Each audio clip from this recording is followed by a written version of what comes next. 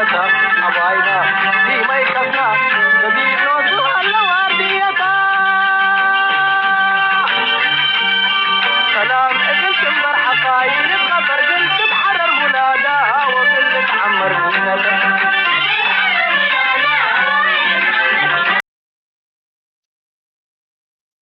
سلام تخطاتلتنا إذا channel كما تكونوا سنة كتكونوا ناي وتر تمنيتنا بهجنانيو لومون كم وتر وقداسن وانا ونتحستوتات عزنا لكم قريبنا لنا كسام موداتنا إذا مدام سانا خصنحو بخبر نقدمكم لايك ناقبركم شير ناقبركم كمون ريتوخم بهانات من قد الناس حفكم كتقاتون كتحجزون كل جزيكم من تقبر دماء دقيقنا دقاقنا نمسكن سال لحقسكم إذا channel يغلط لالله حجزناتكم أقداسيو ندادنا يتكانل ونسوس لزخوني سب نختكم كرأيو فيدباك بكله يو تي سرح كعب زخل بار كم وترو نايلومونا قداسيو كخون دارقاب كبابينا بزح نقري كايدالو بعبيت هجرات كون خل أبت كبابينا زلو كنتات قبر ملسنتي عندار زربانا بلتسقنا ويونايتي أبي أحمد نعوز ملكتون بخل من قد زوها بزل ملسخن رينا مجمريا قلنزي أقداس زلو زلو سكسمو.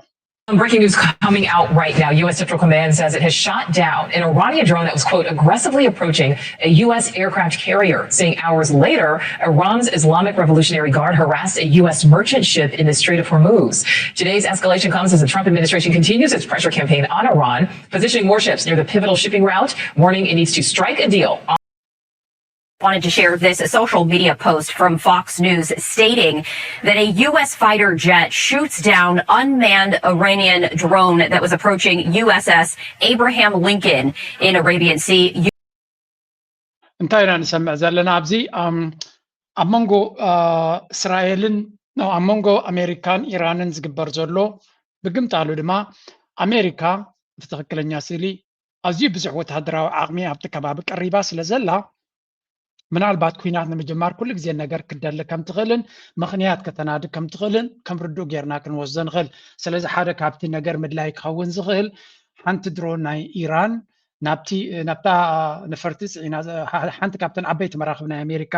ኣብርሃም ሊንከን ትበሃል ብዙሕ ነፈርቲ ኩናት ፀዓነት ናብ ኣገፃ ክትመፅእ ብቕልጡፍ ክትመፅእ ስለ ዝተራእየት ቅልጡፍ ዝኾነ ስጉምቲ ብምሃብ ሓንቲ ነፋሪት ናይ ኣሜሪካ ነታ ድሮን ከምዚ ሃርመታዮም ዝነግሩ ዘለዉ ስለዚ US shoots down aggressive Iranian drone ስለዚ ናብ ኣድያ ትኸይድ ነራ ናብ ካልእ ድያ ትኸይድ ነራ ዘይገድስ ግን ናብ ኣገፃ ትመፅእ ስለ ዝነበረት ኢሎም ሃሪምና ያለና ዝብል ዘረባ ንሰማዕ ኣለና እዚ ድማ ነፍሱ ዝኻለ ነገራት ናብ ካልእ ነገር ንምውሳድ ናብ ካልእ ነገር ንምጥምዛዝ ምኽንያት ክኸውን ከም ዝኽእል ብዙሓት ይጠቕስሉ ሕጂ እዚ ጉዳይ እዚ ኣሜሪካ ዶናልድ ትራምፕ እንታይ እዩ ኔክስት ሙቭ ናቱ እናተባህለ ንጎ ምሸትን ኣብዚ ዝረበሉ ዘሎ እዩ ክሓርም ድዩ ዝደሊ ዘሎ እንታይ እቲ ምንቅስቃስ ናቱ ናበይ ገፂ እዩ ክኸይድ መዓስ እዩ ከጥቅዕ ተኮይኑ ኣብ ዝበሃለሉ ዘሎ እዩ ካልእ ድማ እዚ ከምዚ ዓይነት የጋጥም ኣሎ ኣብ ዝበሃለሉ ዘሎ መጀመርያ ዝተፈራረቐ መልሲ ኢና ንሰምዕ ዘለና shot down an Iranian Shahed drone that was making an aggressive approach toward the USS Abraham Lincoln. This on the same day that a couple of Iranian gunboats were threatening a U.S.-flagged tanker in the Gulf of the Persian Gulf, threatening to board it. So what is going on, to the best of your knowledge? ሕጂ ትሕቶ ዘሎ ነዚያ ፕሬስ ሰክረታሪ ናይ ዶናልድ ትራምፕ ዝኾነት ካሮሊን ትበሃል ኣብ መንጎ ዘላ ይሓትዋ ኣለዋ ፎክስ እዚ ተገይሩ ዘሎ ምስቲ ብኻልእ መንገዲ ናይ ዲፕሎማሲ ናይ ካልእ ፃዕሪ ዝግበሃር ዘሎ እንታይ እዩ ክኸውን ናበይ ገፅካ እዩ ክግበር እቲ ኩነታት እንታይ እዩ ክኸውን ዝብል ዘረባ እዮም ዘረቡ ዘለዉ እስከ መልስናታ ንስማ And what is the president going to do about what appear to be some threatening moves being made by Iran, even as Steve Witkoff prepares to meet with the foreign minister Iranchi either in Oman or Turkey on Friday? Well, sure, John, and thank you for having me today. I did speak with folks over at the Pentagon this morning who said that CENTCOM acted both appropriately and necessarily to protect our U.S. personnel and equipment in the region. So CENTCOM did make the decision to shoot down that Iranian drone. It was unmanned. It was acting aggressively towards our USS Lincoln, which we know that aircraft carrier is in the region at the direct. ሕጂ ከም ትብሎ ዘላ እዚኣ እታ ፕሬስ ሰክረተሪያ ምስቲ ናይ ፔንታጎን ወታደራዊ ነዘስቲ ናይ ኣሜሪካ ተዘራሪበ ነይረ ከም ዝሓቡን ከም ዝነገሩን መልሲ እንድሕር ኮይኑ ድማ እታ ድሮን ናይ ኢራን ኣግሬሲቭ ወይ ከዓ ካብ ንቡር ወፃኢ ብዝኾነ ትኸይ ስለ ዝነበረት እዩ እቲ ናይ ኣሜሪካ ሰንቲኮም ዝብሎ እቲ ወታደራዊ እዚ ማለት እዩ ዝወሰዶ ስጉምቲ ትኽክለኛን ምስቲ ኩነታት ዝመጣጠን ምዃኑን እያ ትገልጽ ዘላ ሕጂ እውን እንተኾነ ኣሜሪካ ነታ ኣብ ቬኔዙዌላ ዝገበርዋ ኣብቲ ከባቢ ገጅፍ ሓይሊ ባሕሪ ምፂኻ ጃልባ ናባና ክትመፅእ ደልያ ድራግ ሒዛ ትኸይድ ነይራ ናበልካ ቀፃሊ ጃልባ ምቅፃል ገለ ምህራም ገለ ምግባር ዝግበር ዝነበረ ምትኹታኽ በቲ ሓደ ክንዘራረብ ኢና ዝብል ዘረባ ይረአ ኣሎ በቲ ካልእ ድማ እቲ ምትኹታኽ ናይ ኩናት ይቕፅል ኣሎ ስለዚ ኣብ መወዳእታ ኣሜሪካ ሕጂ እውን እንተኾነት ልክዕ ከምታ ወርሒ 6-7 ዝሃረምዎ ዝርርብ ክንገብር ኢና ክንዘራረብ ኢና ኣብ ዘረባ ኣለና ኣብ ኖርዌይ ክንራኸብ ኢና ኣብ ኣውስትሪያ ክንራኸብ ኢና እናተባህለ ከሎ እዩ ሃንደበታዊ መጥቃዕቲ ገይሮም ሕጂ እውን እንተኾነ እቲ ዝብልዎ ዘለዉ ክሳዕ ክንደይ ኣሚንካ ክትቅበሎ ትኽእል ብሕጂ ክረ ምክንያቱ በዚ ከምዚ ዓይነት ምትፍናን ክዛረቡ ከለዉ ብግምጣሉካ እንታይ ይብሉ ኣለዉ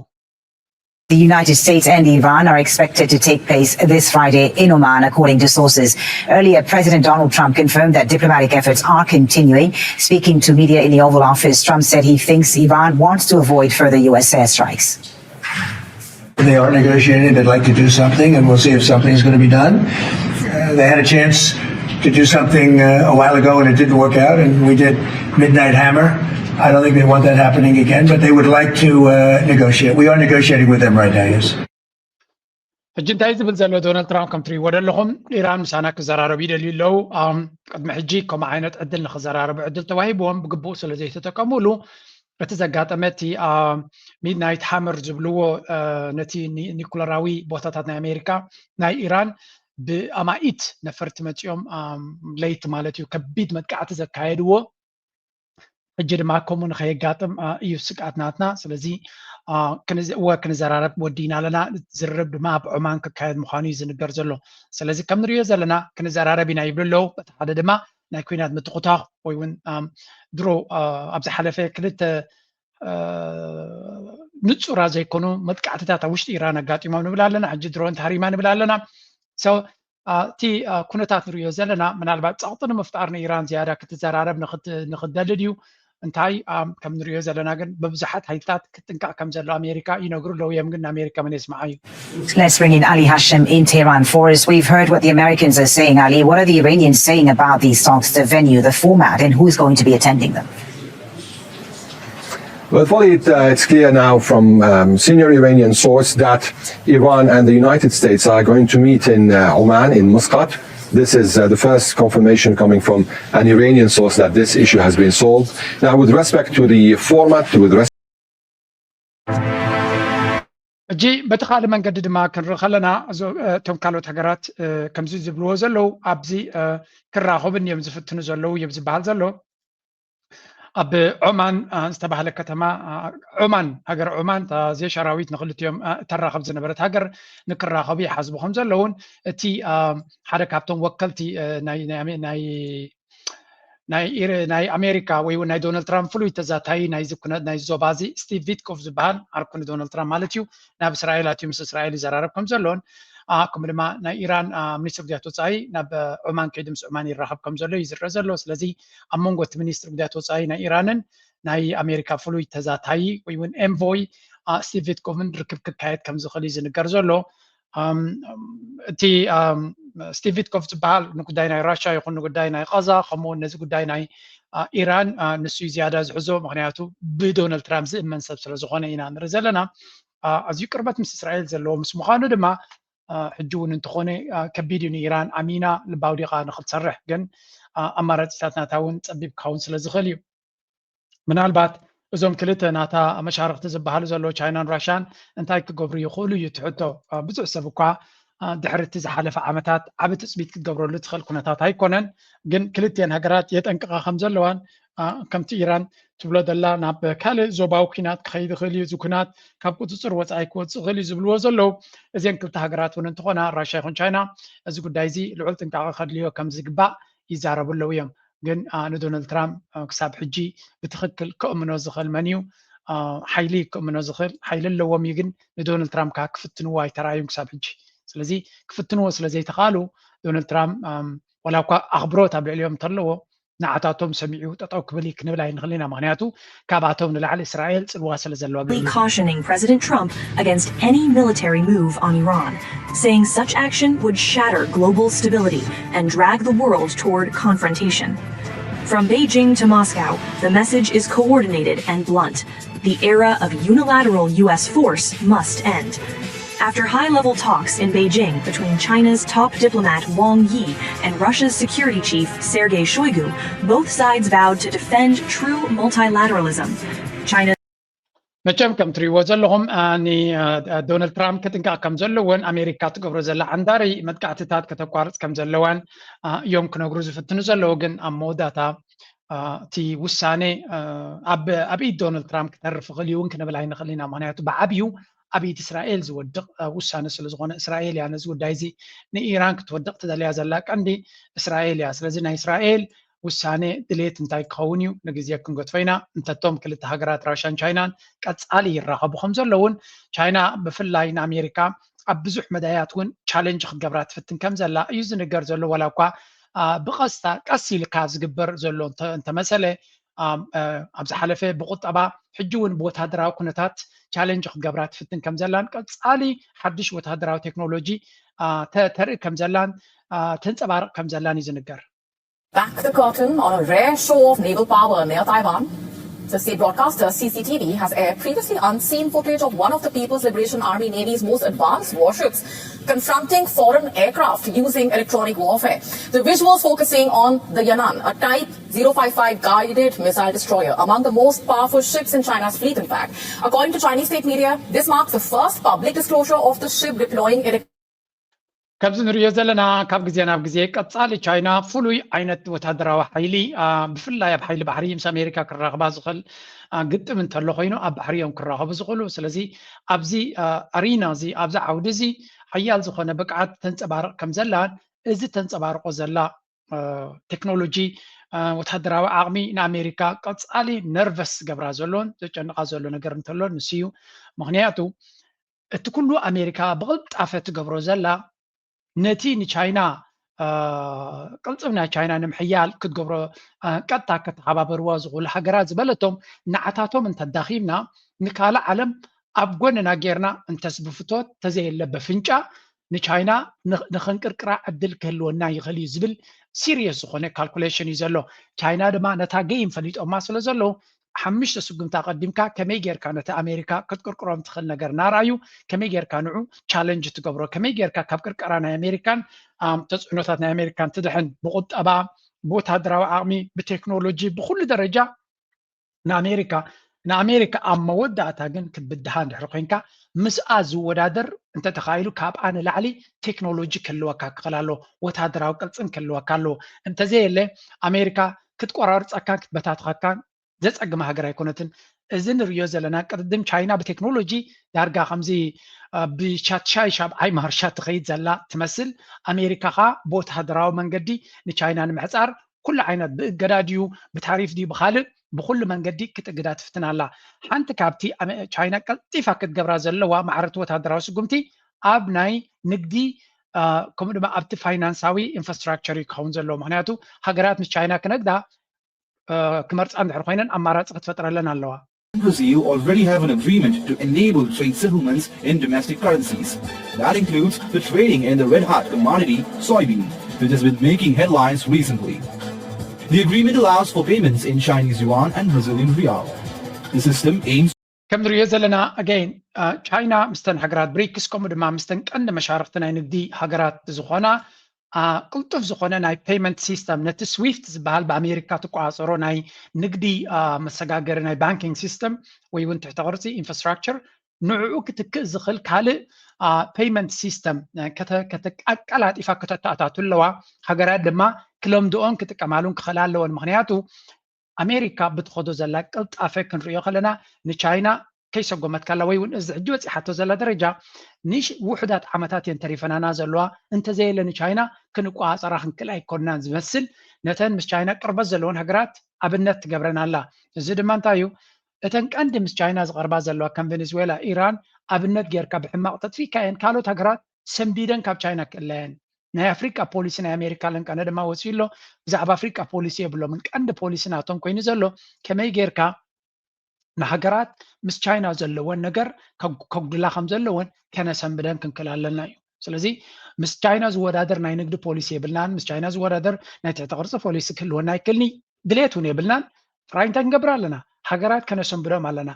ኣብነት ድማ ክንሪኦም ክንክል ኣለና ናትና ቃል ዓፂፍካ ምኻድ እንታይ ዋጋ ከኽፍለካ ከም ዝኽእል ክትረኽቦ ትኽእል ኢንቨስትመንት ዘይኮነ ሃገርካ ክትበታትን ስልጣንካ ክዓኑ ካብ ፖለቲካ ክትግለፍ ከም ትኽእል ዘርኢ ኩነታት ኣብ ላቲን ኣሜሪካ ነተን ቀንዲ መሻርክቲ ናይ ቻይና ብቬኔዙዌላ ኣብነት ጌራትልና ኣላ ኣብ ፓናማ ርያቶም ኣላ ስለዚ ንብራዚል ይኹን ንካልኦት ሃገራት ንፔሩ ንቺሌ ገለገለ ምስ ቻይና ጥቡቕ ዝኾነ ሽርክነት ዘለወን ተጠንቀቑ ዝዓይነቱ እያ ትብደላ ንሜክሲኮ ከምኡ መጠንቀቕታ ትበላ ወላ ንክበዓል ካናዳን ዩኬይን ከይተረፈት መጠንቀቕታ እያ ትብደላ ኣሜሪካ ስለዚ እቲ ውድድር ንቻይና ተወዳዲርና ክንስዕራ ኢና ገለ መለ ዘይኮነ ነው ቻይና ንፍዕቲ እያ ንሕና ክንስዕራ ይንኽእል ኢና ግን ዋላ ቻይና ትጠቕመኩም እናሃለወት ከላ ምስ ቻይና ከይትነግዱ እዚ ዘረባ እዚ ግን ንኩሉ ክዋሓጠሉ ይከኣለን ልዕሊ ኩሉ ድማ ክዋሓጠሉ ይከኣለን ነቶም ምዕራባውያን ሃገራት China is not an enemy and shouldn't be treated like an enemy. The only people it benefits to treat China like an enemy is the United States, which dominates us as a vassal. We should be an independent state and we should be reclaiming our sovereignty. Part of that is having a more serious relationship with China. Not only with China, we should be also having a more serious relationship with many other countries as part of an unwinding. ናይ ዩኬ ሚድያ ድማ ስልብጥ ክብል ጀሚሩ ኣሎ ናይ ብሓቂ ዘገርም ኩነታት ቢቢሲ ኦም ኣይትበል ወላ እዚ ግሬት ብሪተን ኒውዝ ወላ ዳርጋ ምዕራባዊ ሚድያ ወላ ዶቼ ቬለ ወላ ናይ ፍራንስ ተሪኻዮም ኩላቶም ናብ ነቲ ናይ ኣሜሪካ ድምፂ ጥራይ ፓሬትስ ወይ ከዓ ከምዚ ፓፓጋሎ ናይ ኣሜሪካ ኮይኖም ኣሜሪካ ዝበለቶ ዝብሉ ዝነበሩ ቻይና ፀላይት ኣይኮነትን ክብሉ ጀሚሮም ዩኬ ሓቆም ምክንያቱ ቅድሚ ሕጂ እኮ ናይ ቻይና ኤክስፐርት ነጊርዎም እዩ መወዳድርትና ኣይኮንኩምን ኢልዎም ኣብ ምንታይ ኢና ምሳኹም ንወዳደር ምሳኹም ክንተፋነን ንኽእል ኢልዎም ኤሌክትሪክ ካርስ የብልኩምን ኣርቲፊሻል ኢንቴሊጀንስ የለኹምን ኣብ ሮቦቲክስ የለኹምን ኣብዚ ግሪን ቴክ ዝበሃል የለኹምን ኣብ ናይ ስፔስ ነገር የለኹምን ስለዚ ኣንሕና ንስኻትኩም ናይ ሰርቪስ ኢንዱስትሪ ኣለኩም ዩኒቨርሲታት ኣለኩም ናይ ቫኬሽን ቦታታት ኣለኩም ካልእ ፋይናንሻል ሴክተርስ ኣለኩም ካባና ትበልፅሉ ምሳኹም ክንነግድ ንኽእል ኢና ኣብቲ ንሕና ንወዳደረሉ ግን መወዳድርትና ኣይኮንኩም ስለዚ ንሕና ንስኹምን መናግድትን መሻርክትን እምበር መወዳድርቲ ይኮናን ስለዚ መወዳድርትኩም ስለዘይኮና ከም ፀላእቲ ክትርኡና ክትግደዱ የብልኩም ኢሉ ነጊርዎም ነይሩ ሕጂ ድማ ቻይና ኣነ ፀላይትና ኣይኮነትን ቻይና ፀላይትና ንብል ዘለና ንኣሜሪካ ክንሕጉስ ኢልና ኢና እዮም ዝብሉ ዘሎ ትሩ ምክንያቱ ቻይና ንዑ ምሳይ ንገዱ ኣነ ምሳኹም ክነግድ ንስኹም መንግስትኩም ዲሞክራሲኩም ገለመለኹም ንዓኻትኩም ኣነ ድማ ናተይ ኣካይድ ኣለኒ ኣብ ፖለቲካ ክትሰብኩኒ ትፈትኑ ክሰብከኩም ኣይፍትነ ንግዲ እንካን ሃባን የራኽበና ንስኹም ትረብሕሉ ንሕና ንረብሓሉ ንንገዲ ኢና ንብለኩም ዘለና እዚኣ ተዘረባ እዚኣ ጉዳይ እዚኣ ኣፍሪካውያን ንኤውሮጳ ክንደይ ግዜ ነጊሮም ስለምንታይ ምስ ቻይና ትነግዱ ይብሎም ምክንያቱ ቻይና ሰበኽቲ ስለዘይኮኑ ናይ ኣይዲዮሎጂ ስብከት ስለዘይሂቡና ዘረባ ስለዘይብዝሑ ዲጋ ስርሑልና እንተኢልናዮም ዲጋ ሰሪሖም እዮም ዝኸዱ ማዕድናት ወርቂ ውፅኡልና እንተኢልናዮም ማዕድናት ወርቂ እዮም ዘውፅኡ ኦፍኮርስ ብረብሖም እዮም ዘውፅኡ ምናልባት ናቶም ረብሓ ከቐድሙ ይፍትኑ ኦፍኮርስ መላእኽቲ ይኮኑ ሰባት እዮም ግን መፂኦም ወርቂ ውፃለይ ዝበልካዮ መፂኡ ፖለቲካዊ ፓርቲ ኣብ ምቋምን ሃገር ንምብትታንን ኣይሰርሕን እዩ ስለዚ ሓንቲ ካምፓኒ ናይ ቻይና መፅያ ፅርግያ ስራሕ ተልካዮም ፅርግያ ሰሪሖም ወዲኦም ሻሓብሉ ፅርግያ ፅቡቅቲ ድዮም ክሰርሕዋ ብክቡር ድዮም ክሰርሑልካ ብሕሱር ድዩ ካላርሲስ ከከም ብቅዓቱን ከከም ባጀትካ ቻይና ሎሚ ኣብ ናይ ትሕቲ ቅርፂ መወዳድርቲ ኣብ ኤውሮጳ ወይ ኣሜሪካ እውን የብሎምን ባጀት ናትካ ጥራይ ብሕሱር ትደሊ እንተኮይንካ ብልሹ ፕሮጀክት ማናጀር እንተሎ ብሕማቕ ማቴርያል ገይሮም ክሰርሑልካ ድሕሪ ቅርጡብ ዝኾነ ሰብ ኮይኑ ድማ ስቴት ኦፍ ዲ ኣርት ዝኾነ ቴክኖሎጂ ክሰርሑልካ ይኽእሉ እዮም ስለዚ እቲ ዘረባ ሃገራት ኣፍሪካን መራሕቲ ኣፍሪካን ክብልዎ ዝፀንሑ ኤውሮጳውያን ድማ ሎሚ ዓይኖም አንቂሖም ክዛረቡ ጀሚሮም ኣለው ዘገርም እዩ ካብዚ ቀፂልና ናብቲ ናይ ሞር ናይ ቁጠባ ገፅና እናኸድና ንኸይድ ስለ ዘለና ሓንቲ ካብ ቻይና ከይወፃና ከለና እቲ ቴክኖሎጂ ናይ ቻይና ናበይ በፂሕኩም ዘሎ ርኢና ክንሓልፍ The newest police recruit on patrol in the city of Wuhu commands attention, less because of the uniform than the 6 high-definition ቻይና ነዞም ሮቦታት ኖርማል ሮቦትን ብኤአይ ዝሰርሑ ሮቦታት ከም ተራ ሮቦት ጥራይ ደይኮነስ ኣብ ኩሉ ዓውዲ ናይ ቁጠባ እያ ትእትዎም ዘላ ፖሊስ ንኣብነት ኣብ ፅርግያ ጠጠው ኢሉ ኣብ ቁርን ማይን ሴማፎርን ተተበላሽ ወይ እውን ሓድሽ ፅርግያ እንተሎ ምንም መዓልቲ ሰብ ጠጠው ኢሉ ከም ዝገብር ይውዕል ከቢድ ስራሕ እዩ ስለዚ ኣርቲፊሻል ኢንቴሊጀንስ ዝሓስብ ሮቦት ተጌርካ ግን ኣይደክም ዕረፍቲ ይደሊ ደሞዝ ኣይደሊ ስራሕ ድማ ብግቡእ ይሰርሓልካ ካብ ሰብ ንላዕሊ ከይተጋገየ ርእሱ ይሕሞ ላ ዓይኑ ይሕሞ ስለዚህ እዚ ድሮ ኣብ ጽርግያታት ኣብ ሱፐርማርኬታት ኣብ ዝተፈላለዩ ቦታታት ነቲ ቴክኖሎጂ ይጥቀሙሉ ኣለዉ ስለዚ ኢሎን ማስክ ካብቲ ኤሌክትሪክ ካርስ ወፂኡ ናብዚ ክኸይድ ዝደሊ ዘሎ ዌል ጉድ ላክ ወዳት ንብሎ ኣለና ቻይና ሓደ ዓብ ስጉምቲ ንቅድሚት ከይዳ ኣላ ካብዚ ቀፂልና ሓንቲ ነገር ከርየኩም እየ ለንቀኔ ኣገራሚት ኮይና ዘላ listen to this one. Musk is back in the headlines. He has announced a merger. He has merged two of his most powerful private companies, SpaceX and xAI. And what has he created? The world's biggest private firm, a company with a total valuation of $1.25 trillion. $1.25 trillion. That's bigger than the GDP of most countries, bigger than most global banks, bigger than most oil giants, even bigger. انتم تسمعوا زلهم ازين سمعوا زلنا إيلان ماسك استبحل السب هذا هبتان بليونير عالمنا زلونا أمريكا دما تكنوكرات بحال حنت كامباني ناتو سبيس اكس بحال ناب ستاك ماركت ويكا اي بي او كتقبر مخانا ريكورد ليفل 800 مليون نو 800 بليون كوني فالويشن ناتاي بحال نيرو حجي دما نتا سبيس اكس بحال مستا اكس اي اي تبحال ناي artificial intelligence كامباني ناتو نخلطيو ما تاعيزو بحدا سلازي حوسن ماركت فاليو نايزا كامباني حدا نتبي كلته 5 تريليون دولار تريليون نازل دلنا وستي لذي اي بحكي زقرم درجة ماركت كابيتاليزيشن نرزلنا إلى ماسك تريليونير كوني نبلزلنا كم مجنان زوج يكونن أبيك توين زجنزة بزي نجزيه نقد فخنا زقرم كنتاتيو نشتيس كن 125 to 230 billion dollars. So the combined entity is worth roughly 1.25 trillion. ስለዚህ ኢሎን ማስክ ንዓለምና ብቴክኖሎጂ ክቋፀራ አንቂዱ ተበጊሱ ከም ዘሎን እዚ ድማ ናብ ስቶክ ማርኬት ኢንቨስት ገብሩ ኣብዚ ቀረባ እዋናት ናብ ማርኬት ክትመፅእ እዛ ካምፓኒ እዚኣ ግዝእዋ ይብለኩም የለኹን ናትኩም ዲዩ ዲሊጀንስ ናትኩም መፅናዕቲ ግበሩ ብዝኾነ እቲ ማርኬት ካፒታል እቲ ቫሉዌሽን ናቱ ኣዝዩ ላዕሊ ኮይኑ ይስምዓኒ ኣሎ ኣብ ዓለምና ዝኸበረ ካምፓኒ ክኸውን ዝኽእል ከም ዝኾነ ይዝርዳእና ዲፐንዲንግ ኣብቲ AI ከመይ ዓይነት ተቐባልነት ይረክብ ፕላስ እቲ ስፔስ ኤክስ ናቱ ኣዝዩ መክሰብ ዘለዎ እዩ ዝኽእሉ ኢንተርኔት ናይ ዓለምና ነዚ ስታርሊንክ ዝበሃል ገይሩ ዶሚኔት ዝገብሮ ዘሎ ሮኬታት ኣብ ሰማይ እናሰደደ ነዚ ኢንተርኔት ናይ ቴሌፎናትና ክገዝኦ ዝኽእል ምዃኑ እዩ ዝንገር ዘሎ ከምኡ ድማ ቴክስ AI ዝበሃል እውን ኣዝዩ ፓወርፉል ናይ AI ካምፓኒ ስለ ዝኾነ ነዞም ክልቲኦም ሓዊሶም ነቲ ዕዳጋ ዶሚኔት ክገብሮ ይፍትና ኣሎ ብርግፅ ሓደ ኣገዳሲ ካምፓኒ ክኸውን ስለ ዝኾነ ብእዋኑ ነቲ ሓበሬታ ነመሓላልፈልኩም ኣለና ምስ ግዜ ድማ ነቲ ዘድሊ ሓበሬታ እናሃብናኩም ክንቅፅል ኢና ኣፍኮርስ ተዛዕበየ መወዳድርቲ ናቱ ቻይና እዩ ካብዚ ቀፂልና ናይ መወዳእታ ኣርእሲ ኣብዚ ናይ ዜናታት ኣብቲ ናይ ዞባና ከይተመለስና ነዚ ኣስሙ Meeting with crypto industry executives and bank associations yesterday to help break the stalemate holding up the Clarity Act in the Senate. Participants calling the talks constructive, but crypto representatives reportedly felt that banks were slow to engage. The major impasse is whether crypto exchanges should be allowed to offer customers rewards on stablecoins held on crypto platforms. Should the crypto companies say then China's going to ሓንቲ ግዜ ኣብዚ ጉዳይ ናይ ክሪፕቶ ናይ ስታክ ማርኬት ናይ ኩሉ ዘሎቲ ረበሻ ናይ ዕዳጋ ሪኢኹም ኣለኹም ግን ኩሉ ግዜ ሓንቲ ነገር ዘክሩ መሲልኩም እዚ ክሪፕቶ ዝበሃል ንዶናልድ ትራምፕ ብውልቁ ዘገድሶ ጉዳይ እዩ listen to this one. I'm a big crypto person. I'm the one that probably helped crypto more than anybody because I believe in it. And the reason I believe in it is because if we don't do it, Scott, I think we can say then China's going to do it. Right? Yes, if we don't do crypto, then China's going to do it. ከም ትሪእዎ ዘለኹም ኣብቲ ክሪፕቶ is heavily invested. ሃብቲ ናቱ ምስ ኮኔክትድ እዩ ስለዚ ክሪፕቶ ድማ ሞር ኣብቲ ናይ ማርኬት ምንቅስቃሳት ተፀላዊ ቮላታይል እዩ ስለዚ ኣብ ክሪፕቶ ኢንቨስት ገብሩ ዘለዎም ብፍላይ ኣብ ቢትኮይን ናብቶም ዓበይቲ ኮይንን ኢንቨስት ጌርኩም ዘለኹም እቲ ማርኬት ንታሕቲ ገፁ ይኸይድ ኣሎ ኣይትሰምዱ we have seen this many times ብዙሕ ግዜ ዝረኣናዮ ነገር እዩ maybe እቲ ሳይክል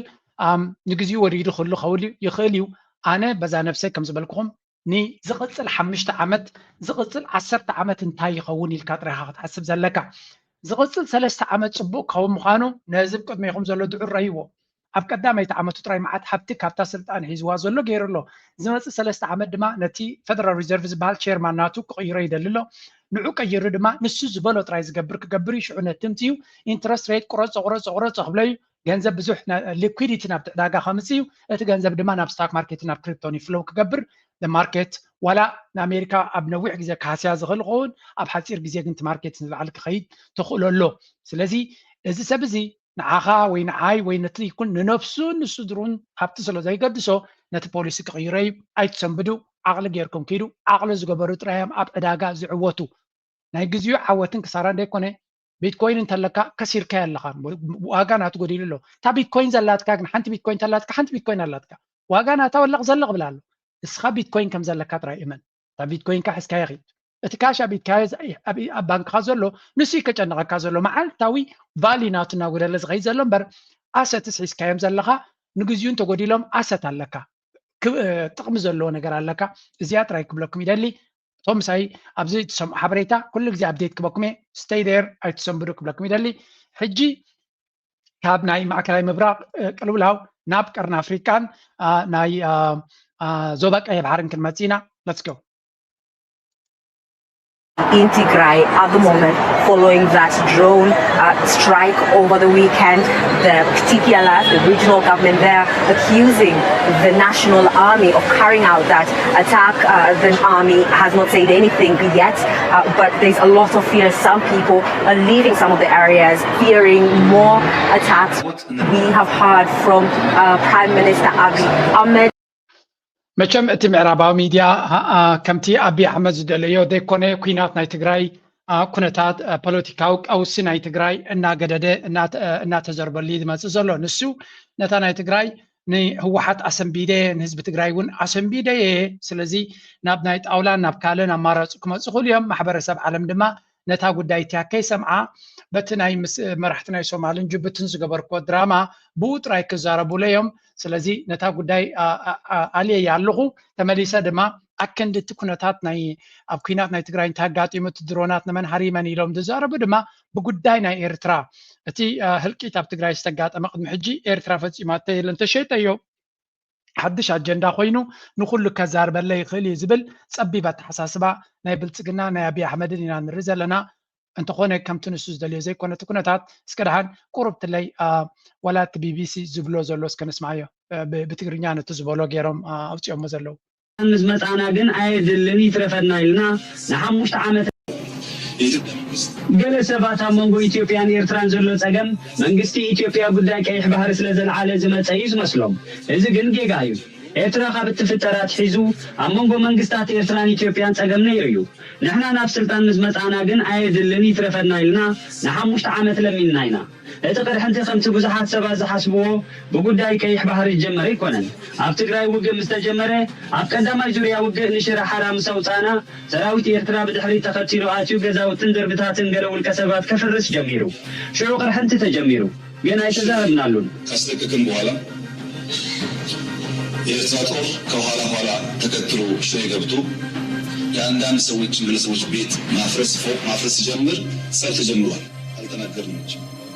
በአክሱም ክንሓልፍ ከለና አክሱም ኣትዮም ነቲ መንእሰይ ብጃምላ ክቀትሉን ከለው እቲ ቅርሕንቲ ተጋዲዱ ንዓድዋ ሒዝና ምስ ሓለፍና ኣብ ዓድዋ ፋብሪካታት ክዘምቱ ከለው እቲ ቅርሕንቲ ዓሪጉ ኣብ ዓዲግራት ምስ በፃሕና ነቲ ፋብሪካ መድሃኒት ካዕንውዎም ከለው እቲ ቅርሕንቲ ኣብ ጫፍ በፂሑ ኣብቲ እዋንቲ መንግስቲ ኢትዮጵያ በዝን በትን ናይ ምውጋዕ ዓቕሚ ነበሮን በዚህም ለመዋጋት ብቃት አልነበረም አክሱም ወጣቶች ሲገደሉ ዓድዋ ሲዘረፍ ዓዲግራት ሲዘረፍ ኣብ ኣክሱም መንእሰያት ክቅተሉ ከለው ዓድዋን ዓዲግራትን ክዝመትን ከሎ ብዙሓት ልኡኻት ናብ ኤርትራ ሰዲደ ካብኦም ፍርቆም ሕጂ ምሳና የለውም ንኣብነት ክቡር ኣቶ ገዱ ሽዑ ሚኒስትሪ ጉዳይ ወፃኢ ነይሩ እቲ ፀገም ምስ ህወሓት እምበር ምስ ህዝቢ ትግራይ ስለ ዘይኮነ ንህዝቢ ኣይተጎሳቁሉ ሃብቲ ኣይትዝመቱ ኢለ ክልተ ግዜ ናብ ኤርትራ ሰዲደ እየ ብድሕሪኡ ንኣቶ ደመቀን ይኸዮ ሕጂ ምሳና የለን ግን በመጀመሪያ ወዳጅም ጠላትም ማወቅ ያለበት የኢትዮጵያ ህዝብና መንግስት የሀገር መከላከያ ሚኒስቴር ክህደት ተፈጽሞበት በገዛ ወገኖቹ ጥፋት ሲካሄድበት የኤርትራ ህዝብና መንግስት ወደሱ የሄዱትን ወታደሮች የያዘበት ወደ ፈለጉ እንዲሄዱ የደገፈበት መንገድ የሁል ጊዜም የኢትዮጵያ ውለታ ነው ማንም አክቲቪስት ነኝ ብሎ በተናገረው እንትን የሚበላሽ ጉዳይ አይደለም አንድ ነገር ከም ትሪእዎ ዘለኹም ናይዚ ሰብ እዚ ሓሶት ምስ ሓቂ ኣነፃፂርካ ብምርኣይ ጥራይካ ክትብድሆ ትኽእል ምክንያቱ ትማሊ ዝበላ ልክዕ ከምቲ ኣብ ቀልቃል ዝሸንካዮ ተመሊስካ ዘይትርዮ ዘረብኡ ንድሕሪት ተመሊሱ ዝጥምትን ዝሰምዕን ዝከታተልን ሰብ ኣይኮነን እዚ ብሰንኪ ሕፅረት ናይ ኣተሓሳስባን ወይ እውን ብቅዓት ስለ ዘይብሉ ዘይኮነ ከም ስትራቴጂ ተሓዘ እዩ መዓልታዊ ንሓሶትን ሓቅን ከም ኖርማል ኣብ ዝደለኻዮ ግዜ ክትጥቀመሎም ትኽእል ስለዚህ ሎምን ተወዲስካ ጽባሕ አንጻርካ ክዛረብ ሎምን ዝበሎ ጽባሕ ከፍርሶ ስኽፍ ዘይብሎ ኣብ ዘበነ ቴክኖሎጂ ካ ስለ ዘለና ሓሶቱን ሓቅን ማዕረ ጌርካ ንኽትሪኦም ከለኻ ኣዝዩ ከቢድ ዝኾነካ ማለት እዩ ስለዚ ሰብ እዚ ትማሊ ብዛዕባ ሰራዊት ናይ ኤርትራ መንግስቲ ኤርትራን ዝብሎ ዝነበረ ዕድመን ቴክኖሎጂ ኩሉ ዶኩመንትድ ኮይኑሎ እንኳን ላይ ከማን ብእንግሊሽ ተርጉሞም ናብቲ ኢንተርናሽናል ኦዲየንስ የብፅሕዎ ኣለዉ ሰራዊትን መንግስትን ኤርትራን ህዝቢ ኤርትራን ንኢትዮጵያ ዝገበረላ ሕሉፍ እዩ ብዙሕ ጭብጣት መብፃኽልኩም ነይረ ኤርትራ እንተዘይ ሰራዊት ናይ ኤርትራን ምስ ኤርትራ ዕርቂ ጌርና እንተዘይነብር እዚ ኣጋጢሙ ዝነበረ እንታይ ከም ዘጋጥም ንክንሓስቦን ከቢድ ይብል ነይሩ ሎሚ ግን ተገምጢሉ ምስ ኤርትራ ክንበኣስ ጀመርና ኣብዛ ሕጂ ተዛረባ እንታይ ኢሉ ምስ ኤርትራ ዘበኣሰና እንታይ ኢሉ ኣብ ኩነታት ናይ ትግራይ ኣብ ኩናት ናይ ትግራይ ደድሕረና መፅኦም ዝገብርዎ ዝነበሩ እዩ ቅድሚያ ዝነበረ ዘረባኸ ምስ ኤርትራ ክንበኣስ ጀመርና ብጉዳይ ናይ ባሕሪ ቅድሚ 2 ዓመት ኣይኮነ እንታይ ዳ ቅድሚ 6 ዓመት ብዛዕባ ባሕሪ ክዛረቦም ከለኹ ክሰማምዑ ስለዘይከኣሉ እዩ ስለዚ ናይ ባሕሪ ቀደም ንሱ ከም ዘበኣሶ ገይሩ ሸይጥዎ ነይሩ ሕጂ ድማ ተገምጢሉ ኩናት ናይ ትግራይ እቲ ዕላማ ድማ ንህዝቢ ትግራይ ኣብ ጎኒ ካይቲኻ ንህወሓት ምስ ፋኖ ከተበኣስን ከተባልዕን ስለዝተደልየ እዩ good luck with that ተጋሩ they are not that stupid they are not በዚ ናትካ ዋላቶም ኣብ ጎንኻ ዘለዉ ረብሓ ስለ ዘለዎም በሪ ዝጠፊዎም ኣይኮነን እቶም ረብሓ ናይ ህዝቦም ኣቐዲሞም ሰርሑ ዘለዉ ግን ይምልስሉ ኣለዉ ሓስካ ምርኣይ እውን ኣገዳሲ ይመስለኒ መንግስቲ ኤርትራ ማለት ናይ ኤርትራ ሰራዊት ኣብ ትግራይ የለን ካብ ዝብል ናይ ክሕደት ቃል ጀሚሩ ካብኡ ድሕሪኡ ዝነበሩ ድማ ኤርትራ ተዘይትብሉ እንታይ ዓይነት ሽግር ክፍጠር ነይሩ ምሕሳዊ ከኣልን ዝበለሉ ካልኦት ብርክት ዝበሉ ጉዳያት ኣለሞ እውን ርእቶ ይብካል ሕዚ ብመሰረቱ ኣብይ ኣሕመድ ምስሩ ኣመፃፅኡ ክትሪኦ ከለካ ኣብ ትግራይ ናይ ትግራይ ፖለቲካ ካብ ኢትዮጵያ ንምውጋድ ብምንታይ ተንቀሳቂሱ ናይ ኦሮሞን ናይ ኣምሓራን ሓይሊ ኦሮማራ ዝብል ጥምረት ፈጢሩ ናይ ትግራይ ሓይሊ ንምውቃዕ ካብ ናይ ኢትዮጵያ ፖለቲካ ተጠቂሙሉ ቀፂሉ ናይ ትግራይ ሓይሊ ንሓደ ንምውዳእታ ከም ህዝቢ ኣብ ኢትዮጵያ እዚ ዝበሃል ናይ ፖለቲካ ግዛዕ ከይህልወና ከም ህዝቢ እውን መሊእና ንክንጠፍእ ድማ ልክዕቲ ዝተጠቀመሉ ሓይሊ ጥራይ ኣይኮነ ናይ ደጋ ሓይሊ ናይ ኤርትራ ሓይሊ ድማ ምፅኡ ስለዚ ንኤርትራ ብስሩ ናብ ኢትዮጵያ ዘምፀሉ እቲ መሰረታዊ ጉዳይ ሲ ኣብ ትግራይ ዘሎ ምንቅስቃስ ንምውቃዕን ንምፍራስን ዝዓለመ እዩ ካብ መጀመሪኡ ምክንያቱም ጥዕና እንተዘለዎ ነይሩ ወያነ ጌብኦም ወልክል ከሎ ኢሳያስ ማለት ሓደ ዓዲ ኣብ ላዕላውነት ሓደ ውሽጢ ፖለቲካ ከተማውን ብዝኾነ ኣብዚ እውን ባይናክ ጽቡቅ ገር መልሱ እኛ ይዘን ከለቀቅንና ከወጣን በኋላ ብለን የምትለው አሁን ሰይድ እኮ አክሱም ሐውልት ስር ቁጭ ብሎ ሲናገርና ሲናገር እንዲሁም የኤርትራ ወታደሮች ታንኮቻቸውና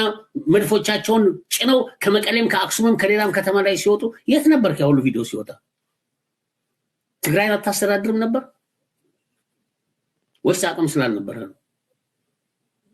አቅም ያልነበረ ከሆነ በምን አይነት ሂሳብ ነው አንተ ዛሬ እኛ የለቀቅነውን ቦታ እየገባ ሻዕቢያ ብሓፈሻ በፅኻ እንታይ ብሎ ፅንሕ ቢንያም ትማሊ ሻዕቢያ ከም ድሌቱ ክገብር ከሎ ዓቕሚ እንተዝህልወካ ወይ እውን ንስኻ ዘዝሓዝከ ሻዕቢያ ይኣትዎ ነይሩ እንተዝኸውን ሲ ሻዕቢያ ከም ድሌቱ ገይርኮ ወይ ሓይሊ ኣርእዩ ኣብ ትግራይ ክወፅእ ከሎ ኣበይ ነርካ ስኻ ኣወል ስዒድ ክሳብ ዝኣክል ኣክቲቪስት ኣብ መቐለ ኣብ በዓል ኣክሱም ክኣቱ ከሎ ኣበይ ነርካ ስለዚ እዚ ኻ እንታይ ማለት እዩ ንሱ እቲ ሰራዊት ናቱ ሓይሊ ከም ዝነበሮን ሻዕቢያ ነቲ ዝግበር ዝነበረ ዓወታት ናይ ሰራዊት ናይ ህወሓት ወይ እውን ነቲ ቲዲኤፍ ዝስዕሮ ዝነበረ ናይ ብልፅግና ሰራዊትን ወይ ካት ሰራዊት ናቱ ምዃኑን ሰራዊት ናይ ኤርትራ ድማ ብድሕሪት ዝመፅእ ከም ዝነበረ ገይሩ ክሸጦ ፈቲኑ ከምኡ ዝበሃል ነገር የለን ብሓይሊ እንተኾነ ሰራዊት ናይ ኤርትራ ሓያል ነይሩ ኣብቲ ሓይሊ ዝረኣየሉ ዝነበረ ቦታ ሓይሊ ዝነበሮ ንሱ እዩ ኣብቲ ኩናት ኣብቲ ንስኻ ትብሎ ዘለኻ ሕማቕን ክፋእን ግን ብቪድዮ ዝተሰነደ መዓት ቪድዮታት ሃገር ምሉእ ዕንው እናበሉ ከለዉ ከሪአኩም እየ ሃገር ምሉእ ነዚ ከተማታት ኣቃፅልዎ ክብሉ ከለዉ ክንርኢ ክንፍትን ኢና ስለምንታይ ጭብጢ ክኾነና ስለንደሊ ይኖም ቅድሚ ሕጂ ርኢኹሞ ኢኹም ርግፅ ዝተራየ እዩ ሓድሽ ነገር ኣይኮነን ግን ደጊምና ደጋጊምና ከነምፅኦ ስለ ዘለና እዩ ምክንያቱ ጭብጢ ክኸውን ስለ ዝኽእል ናይ ገሌና እንተጠፊኡ ናይ ካልእ ምንታን ክተርፍ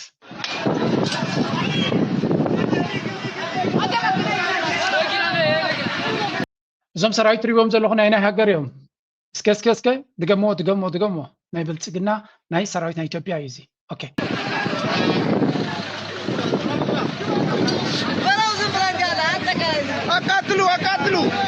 አቃጥሉ ከተማው ግባ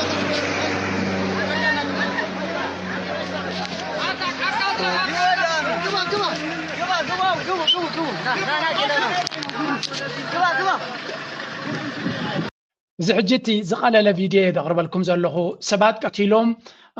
رشينهم كغحفوهم كله فيديو له ابزي channel يصقم سلا دمص علي كم صيكلني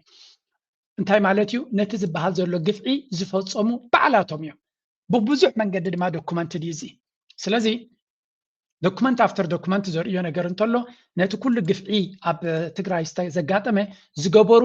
እሞኻ ብቪዲዮ ዝተሰነደ ዶክመንት ዝገደፉ عياش سراوي تلو نساتهم يوم زون بعيز بالك الرأينا من تاني لهم كم زجيرو جيرو ملو سلزي again عبز جبنزي زي تقامات أسرعة تلو بعلو بالتجنايو بعلو أبي أحمد يو نبانا كلا جابوك فتن أدل كانوا بيبلان سلزي حماق زجبركاتهم كل زجبركا كفاز زجبركا نسخة بعل خايخة جن بعلو زجبرود ما نوتهم هو حاتن فانون خباس راسح زخونة جاي محيزكم تصخل خاصم عوابزي بحق ورادا أمارا كل السيجابات يبيل في هذا الرجال ونجر يسافرال فابريكاوت تابلسوال تورزيتها كاتروال بانك زرفوال የኢትዮጵያ መከላከያ ሰራዊት መቀሌ ነበረ በብቸኝነት ቲፒኤልኤፍን አባሮ ሻቢያን ሳያስገባ መቀሌ አንድ ቤት የፈረሰ አታገኙም አንድ ቤት ቲፒኤልኤፍስ ቢሆን አማራ ክልል መጥቶ እንደዛ አይነት ነገር ማድረግ ነገ ለሚቀየር ታሪክ አስፈላጊ ነበር ንስኻ ዚያት ገብራ ዘለኻ ጽባሕ ንጎብ ታሪክ ተታቲኻ ምክንያቱ ኣብ መንጎ ህዝቢ ኣምሓራን ህዝቢ ትግራይን ወግን ክትፈጥር ኢኻ ትፍትን ዘለኻ everybody knows this game ምክንያቱ ክንፈ ኣብቲ ቀድማ ኣቢሉ እንታይ ይብል ነይሩ ክመፅእ ከሎ ንኦሮሞን ኣምሓራን ኣምፅኡ ንትግራይ ከጥፍእ እሞ ንትግራይ ኣልዩ ሓደ ፀላዩ ጠቕላላ ክድምስስ ነታ መቐለ ትበሃል ናይ ትግራይ ርእሲ ከተማ ድማ ከምታ መበቆል ዓዱ በሻሻ ክገብራየ ኢሉ ዝፈከረ ኢሎሞ ንመቐለ ከም በሻሻ ክገብራየ እንታይ ማለት እዩ ኣብ ከተማ ዘሎ መቐለ ናብ ሓደ ቁሸት ዓዲ ክቕይረየ ኢሉ ኣብዘን ዝሓለፈ 7 ዓመት ድማ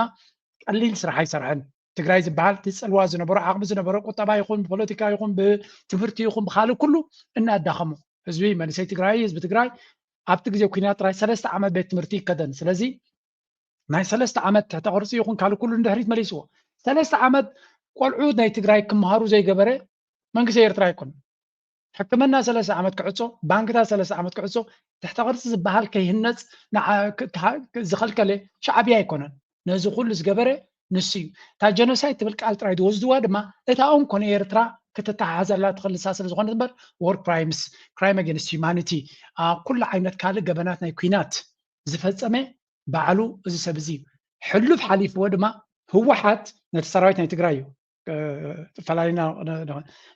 ሰራዊት ናይ ትግራይ ኣብ ክልል ኣምሓራ እትዩ ባንኪ ሰሪቑ ቤት ትምህርታት ሰሪቑ ንብረት ሰሪቑ እናበለ ይዛረብ ኣሎ ገይሮሞ ዶ ኣይገበርዎን ዝገይርዋ ኣሎ ኣይገድፉን እዮም ኣብቲ ግዜ እቲ ዝነበረ ዋላ ሕጂ እውን እቲ ስርቂ ኣብ ትግራይ ዝዛረብዎ ዘለዉ መዓት ስርቂ ይካየድ ኣሎ ዝብልዎ ዝሰርቕ ሰብ ኣይነበረ ምስኦም ከይዱ ኣይብልና ያኒ ኣጋጢሙ ኸውን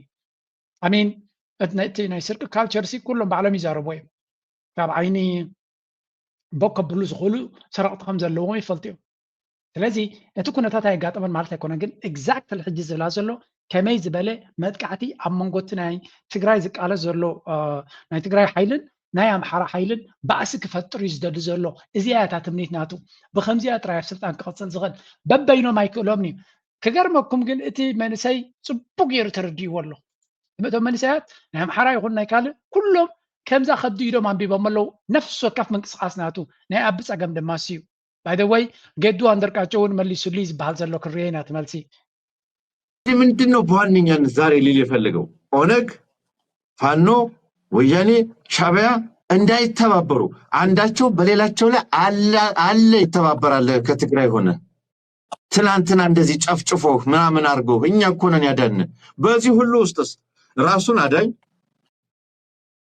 ራሱን ትክክለኛ ፖዚሽን ላይ ቆመ አድርጎ ሊገልጽ ነው የፈለገው እዚህ ውስጥ ያለው ቅዠት ኤግዛክትሊ ፈሊጦም አለው እቲ ጌም ኤቭሪባዲ ኖውስ ኣመንጎ ዞም ኩሎም አንጻሩ ተንስዮም ዘለዉ ሓይልታት ናይ ሸነ ክኸውን ይኽእል ሸነ ለንቀነ ኣብ ምዕራባዊ ሚድያ ክዝረብ ቀኒ ኢሎ ፋኖ ከም ትፈልጥዎ ሓድነት ገይሩ ሓያል ዝኾነ ኣቃውማ ገይሩ ኣሎ ህወሓት ከምኡ ድማ ምስ ኤርትራ ሕብረት ገይሮም እንኳላይ ምስ ግብፂ ሕብረት ገይሮም ክመፁ ስለ ዝኽእሉ ነዚኣቶም ንሓትሕዶም ከየበኣስካ መጀመርያ በበይኖም ክስዕሮም ፈቲኑ ኣይከኣለውምን ንነፍሰኩም ንሸነ በይኑ ፈቲኑ ኣይካሉን ንፋኖ በይኑ ፈቲንዎ ኩሉ ዓይነት ክሳብ 19 ክፍለ ጦር ኣብኡ ኢትዩለ ይብልሎ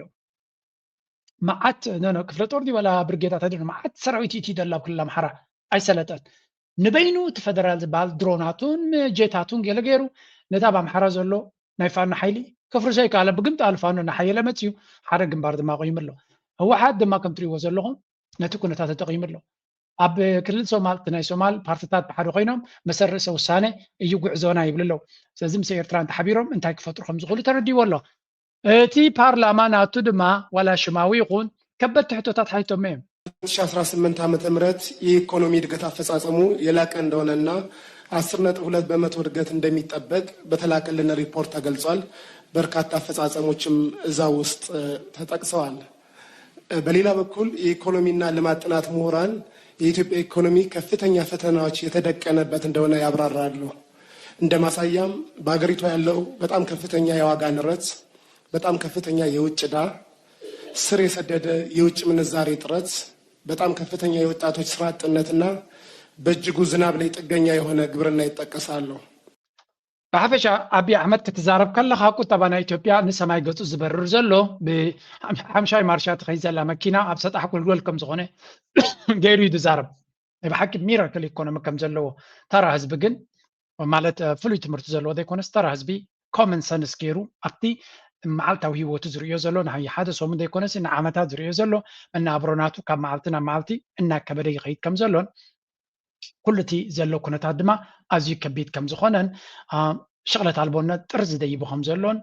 መናብሮ ኣዝዩ ከቢድ ከም ዝኾነን ዋላ እቲ ፕሮጀክታት ትገብሮ ዘለካ እውን ንተራ ህዝቢ ከገልግል ዘይክእል ንውሑዳት ሃብታማት ከምኡ ድማ ንቱሪስትስን ንዲፕሎማትን ክሕጉስ ዝኽእል እምበር ንተራ ህዝቢ ኢትዮጵያዊ ከርብሕ ዝኽእል ከም ዘይኮነ እዮም ዝነግሩ ስለዚ ኢትዮጵያ ኣብ ከቢድ ቁጠባዊ ነውፅእ ከም ዘላ ብዙሓት ምሁራት ይገልፁ ይብሎ ኣሎ እንተ ሓደ ከምዚ ዓይነት ሕቶ ክሓቱ ምኻሎም ከማን that's a good thing already ማለት እቲ ከምዚ ገይሮም ዝሓተቱ ቅድሚ ሕጂ ዝኣሰሮም ኣሎ ክፍትሕለዎም እውን ይብለ እዩ ከነዚህ ኢኮኖሚ ፈተናዎች የወጣት ስራ አጥነት ችግር ገዝፎ ይታያል። እንደሚታየው ከ30 ዓመት በታች ከሆኑትና የሀገራችንን ህዝብ 70% ከሚሸፍኑት ወጣቶች ውስጥ 27% የሚሆኑት ስራ አጦች እንደሆኑ ጥናቶች ያመለክታሉ። ሓደ ካብቲ ንኢትዮጵያ ከቢድ ዝኾነ ድማ እቲ ሽቕለት ኣልቦነት ናይ መንእሰያት እዩ ስለዚ ክሳብ 27% ናይቶም መንእሰያት ስራሕ ኣልቦ ከም ዝኾኑን ስራሕ ኣልቦ መንእሰይ ድማ ኣብ ስርቂ ኣብ ሕማቕ ኣብ ወላ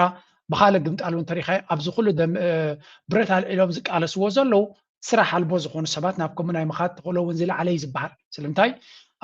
ትርጉም ስለ ዝስእንሉ ነቲ ሂወት ትርጉም ምስኣኖም ድማ ለውጢ ክገብርሉ ስለ ዝደልዩ ነቲ ትርጉም ኣስኢንዎም ዘሎ መድረክ ክቕይርዎ እውን ስለ ዝደልዩ ስለ ዝድርኾም ኮላይቲ ኩነታት ናብ ቃልሲ ክሳተፉ ይኽእሉ ንስደት ክኸዱ ይኽእሉ ተፈላለየ ነገራት ነቲ ሃገር ክሃስስ ዝኽእል እውን ክገብሩ ይኽእሉ እዮም ይብሎ ኣሎ። ይህንን የወጣቶች ስራ አጥነት ቁጥር ለመቀነስ የተለያዩ የመፍትሄ ሀሳቦች ይሰነዘራሉ። ከነዚህ ውስጥም የመጀመሪያው በአንድ ወቅት ተነቃቅቶ የነበረው ኤዱኬሽን ማስፋፊያዎችም ችግር አለባቸው። እነዚህ ችግሮች የወጣት ስራ አጥ ቁጥር 8 ዓመት የኢኮኖሚ ንሱ ጥራይ ኣይኮነን ሓቲትዎ ምክንያቱ ትሕቶ ርእሱ እንዲሕሚምዎ ዘሎ ካልኦት እውን ሓቲቶም ነይሮም እዮም ኣብዚ ስምዕዎ ክፍልም ሆነ በሌሎች አካባቢዎች የተፈናቀሉ ዜጎችን ወደ ቀድሞ ቀያቸው ለመመለስና ዘላቂ ሰላም ለማስፈን እየተሰሩ ያሉ ስራዎች በምን ደረጃ ላይ ይገኛሉ? እንዲሁም በሰባቱ ወረዳዎች አሁንም ሰላም ከራቃቸው ብዙ ዓመታትን በማስቆጠሩ ነዋሪው የመረጠን ህዝብ በሰላም እጦት ምክንያት እየሞተ እየተፈናቀለ እየታገተ ገንዘብ ተጠየቀ ይገኛል። የኢትዮጵያ ህዝብ የሚፈልገው ሰላማዊ ህይወት ነው። ይህንን የሰላም እጦት ለመቅረፍ መቸም እቲ ዝሕተት ዘሎ ሕቶታት ኣብይ ኣሕመድ ኣብ ርግፅ ብድራማታት ገይሩ ክምልሶ እምበር ብቐጥታ ገጢሙ ክምልሶ ዝኽእል ሕቶታት ከም ዘይኮነ ከም ርዱእ ጌርና ክንወስዶ ንኽእል ኢና። ኣብ መወዳእታ ኣብይ ኣሕመድ እቲ ፅጋብ ናቱ ኣንፃር ኤርትራ ዝበሎ ፈኸራን ተሃዲድን ኩሉ ርኢና ስለ ዘለና ብዙሕ ብዛዕባ ተተዛረብና ትርጉም የብሉን ሓንቲ ካብታ ንዕኡ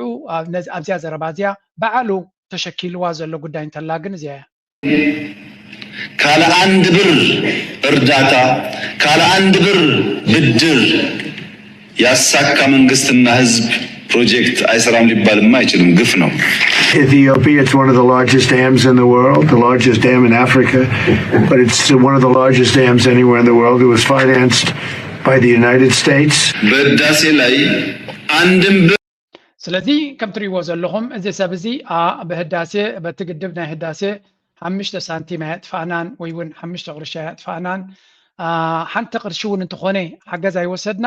ከምኡ እውን ልቓሕ ኣይወሰድናን እናበለ ዝፍክር ዘሎ ኣነ እንታይ ለፖስት ገይረ መኖም እዩ ዝሕስስ ዘሎ ዶናልድ ትራምፕ ኣብይ ኣሕመድ ነዚ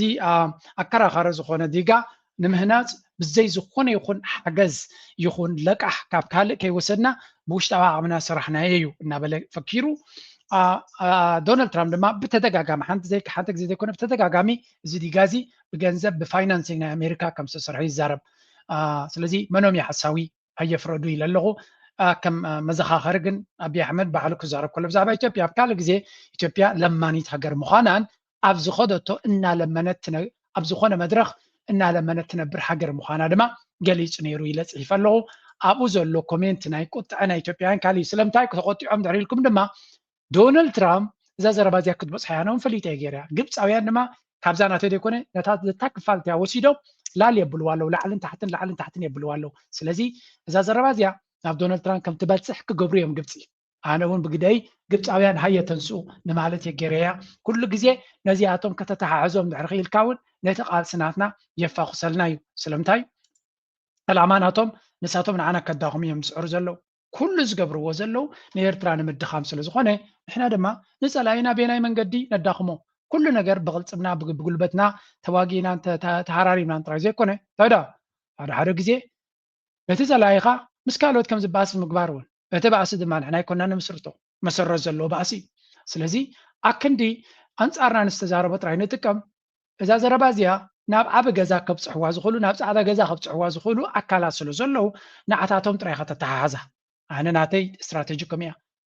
ብቐሊሉ እሱ ንዶናልድ ትራምፕ ዝምልሰሉ ዘሎ ዶናልድ ትራምፕ ድማ ከምዚ ዓይነት መልሲ ዝፃወር ኣይኮነን ነቲ መልእኽቲ ድማ ንዶናልድ ትራምፕ ከብፅሕሉ ዝኽእሉ ኣካላት ስለ ዘለው ንሕና ከመይ ጌርና ንገብራ ብዙሕ ሸር ግበሩ ኣብቲ ናተይ መዓሰብ እውን ኢትዮጵያውያን በብዝሕ እዮም ሪያክት ዝገብሩላ ዘለው ቢካዝ ዘይ ነው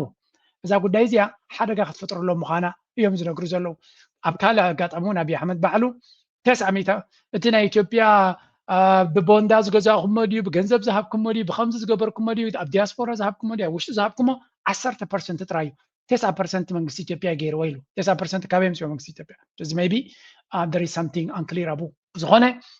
እታ ጉዳይ ንዕዑን ንግብፅን ንኣሜሪካን ገዲፍና ኣለና ኢና ንብል ዘለና ኣብ መንጎምን ኣብ መንጎ ግብፅን ኣብ መንጎ ኣሜሪካን እዛ ጉዳይ እዚኣ ድማ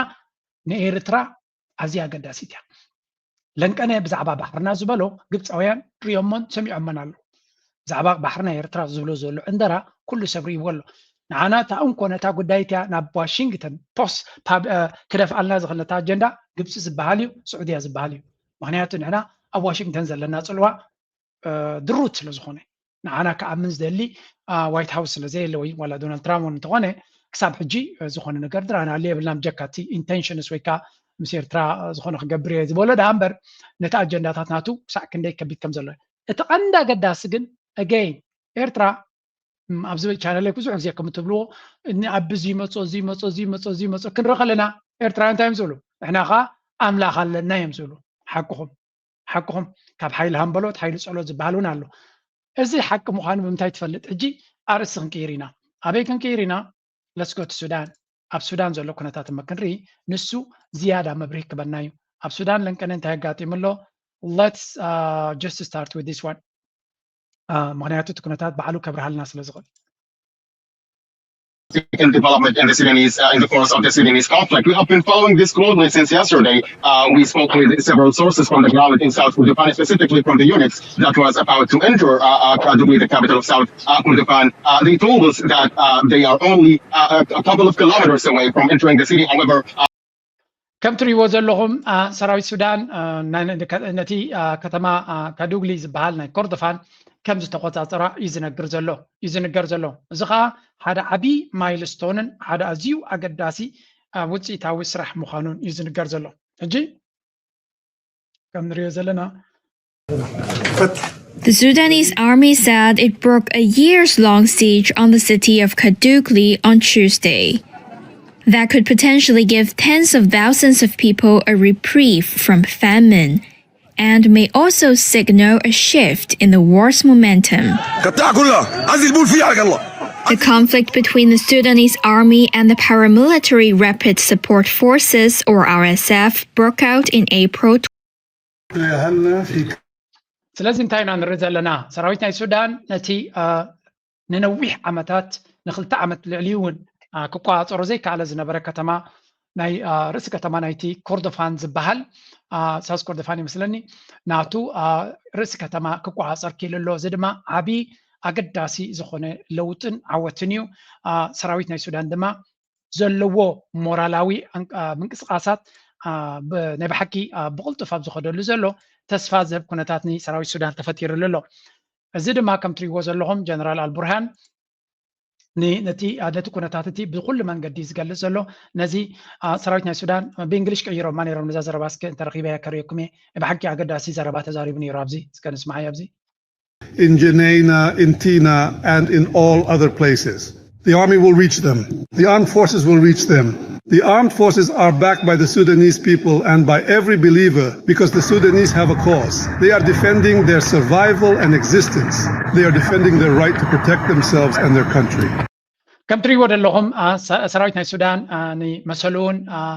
نناصنتون نخبرتون نلولاونتون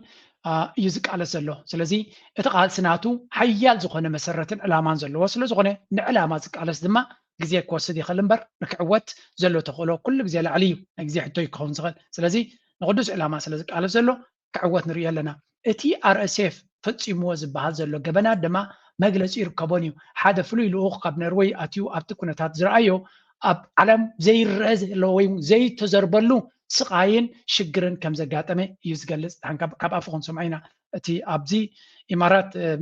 دعم سر كوينات غبر زلا ويز غبرتو ناي بحقي اتحساسبن زحزن كناتات مخانو يزنغر زلو head of the Norwegian Refugee Council. And I must say I'm shaken to the core because what I saw was massive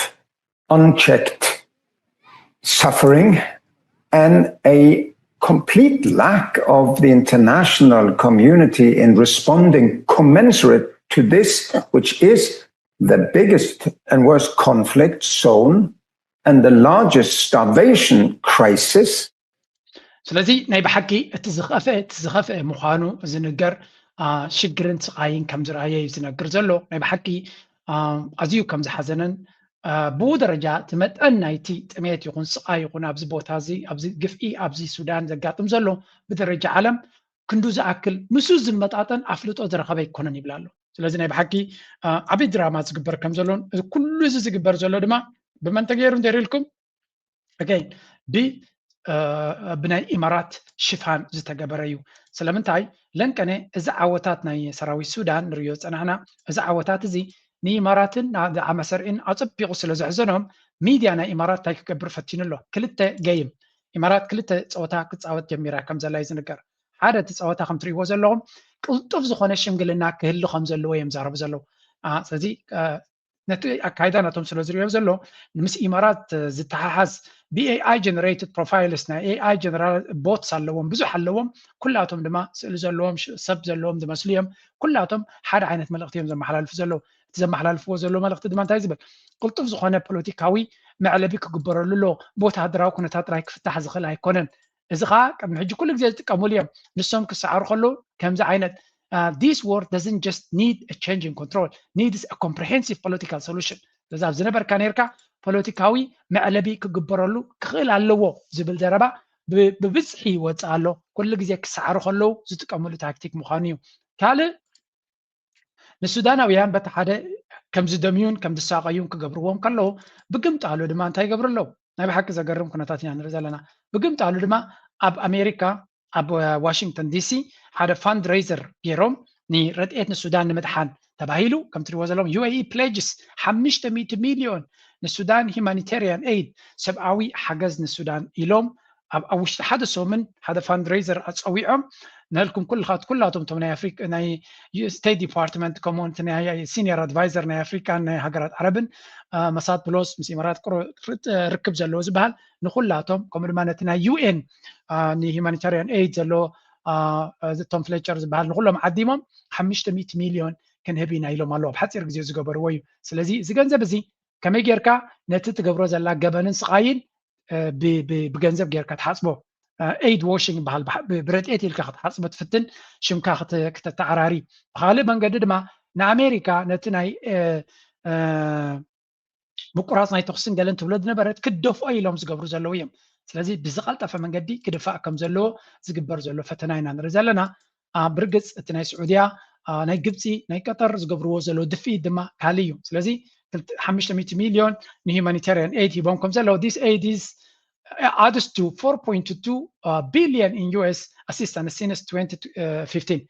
زيد ما قبل علتي 4 بخلته 4 بليون حجز ابي حجز حزب السودان تزعبي صغير اللي غربال كله بزوع ገንዘብ نحجز لنا بحالتيم نزي ناي معرباوያን ታክቲክ ከም ኢማራት ገይሩ ዝተማሃሩ የለ ከክ እንደገለ ቁጽሪ ይጥቅሱ ተገንዘብ አበይ ከምዛ ትግናይ ፍለጥኒ ከም ዳሐድሽ ከም ድሪ ወላ ኢንቨስትመንት 10 ቢሊዮን ኢንቨስት እንገብርና ኣብዛ ሓለፈና ጀዋራም ጽልኩም ነይረ እዚ ኩሉ ኢንቨስት ገይርና ዝብል ወስ አበይ አለው ጽርግያ ዲዮም ሰሪሖም ኤርፖርት ዲዮም ሰሪሖም እንታዮም ሰሪሖም መልስ የለን ስለዚ ጀዋር ከሚሉ ነትናይ ጉዳይ ናይ ብልጽግና ናይ አብን ናይ ኢማራትን ይዛረም ነይሩ ቻይና ኢንቨስት ገይርና እንታይሎም ጽርግያ ኤርፖርት ንረለና ናይ ዚያቶም አበይ አትሎ ኢሉ ገጅፍ ሕቶታት አለ ነይሩ ስለዚ በዚ ንሓገዝ ዝብል ታክቲክ ነቲ ኩነታት ኣብቲ ፀወታ ንኽምለሱን ጻቕጥ ንኽፈጥሩን ይፅዕሩ ከም ዘለው ኢና ንርኢ ዘለና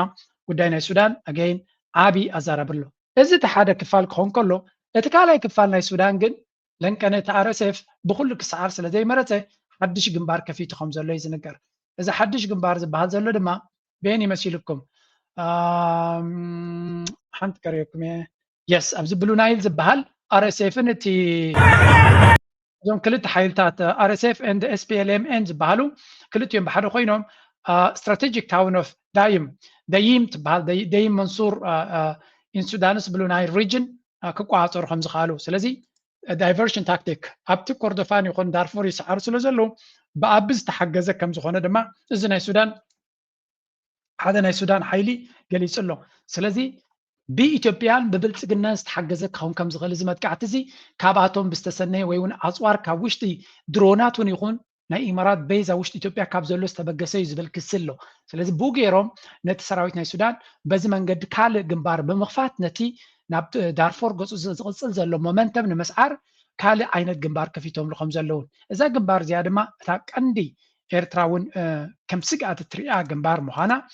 ብብዝሒ ዝንገር አልጀዚራ ይኹን ካልኦት ብተደጋጋሚ ክገልፅዋ ዝፀንሑ ጉዳይ እያ ስለዚ ንኤርትራ እውን ስግኣት እትፈጥረሎም ግንባር እንተላ እዛ ግንባር እዚኣ እያ ስለዚ ከምዚ ንሪዮ ዘለና ብየማንን ፀጋምን ብዙሕ ፈተናታት የጋጥም ኣሎ ናው እዚ እናጋጠመ ከሎ ካልእ እንታይ የጋጥም ኣሎ እንድሕሪ ኢልና ለንቀነ ካብዚ ጉዳይ እዚ ከይወፃና ናይ ብሓቂ ዝገርም ኩነታት ድማ ኣጋጢሙ ኣሎ ዌር ኢዝ ኢት ዲስ ዋን The son of late Libyan dictator Muammar Gaddafi and once considered his heir apparent has been killed in the North African country. Saif al-Islam was 53 years old. Libyan officials say Saif was killed in the town of Zintan, southwest of the capital Tripoli. Though the circumstances of his death remain unclear, local media reported that armed men entered his home and killed him. Prosecutors are now investigating the killing. His lawyer confirmed his death on Facebook without proof.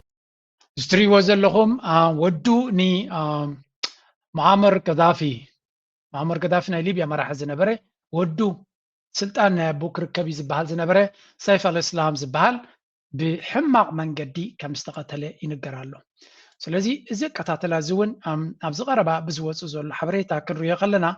ምስ ኢማራት ርክብ ኣለዎ ዝብል ዘረባ ይወፅእ ኣሎ ስለምንታይ ምርጫ ኣብ ሊብያ እንተተኻይዱ እዚ ሰብ እዚ ክዕወት ከም ዝኽእል ዝገልጽ ሓበሬታ ነይሩ ስለዚ ሊብያ ኣብ ምርጫ ክበፅሕ እንድሕር ኽኢላ እዚ ሰይፍ አልእስላም ዝበሃል ዝነበረ ኣብ ፖለቲካ ናይ ሊብያ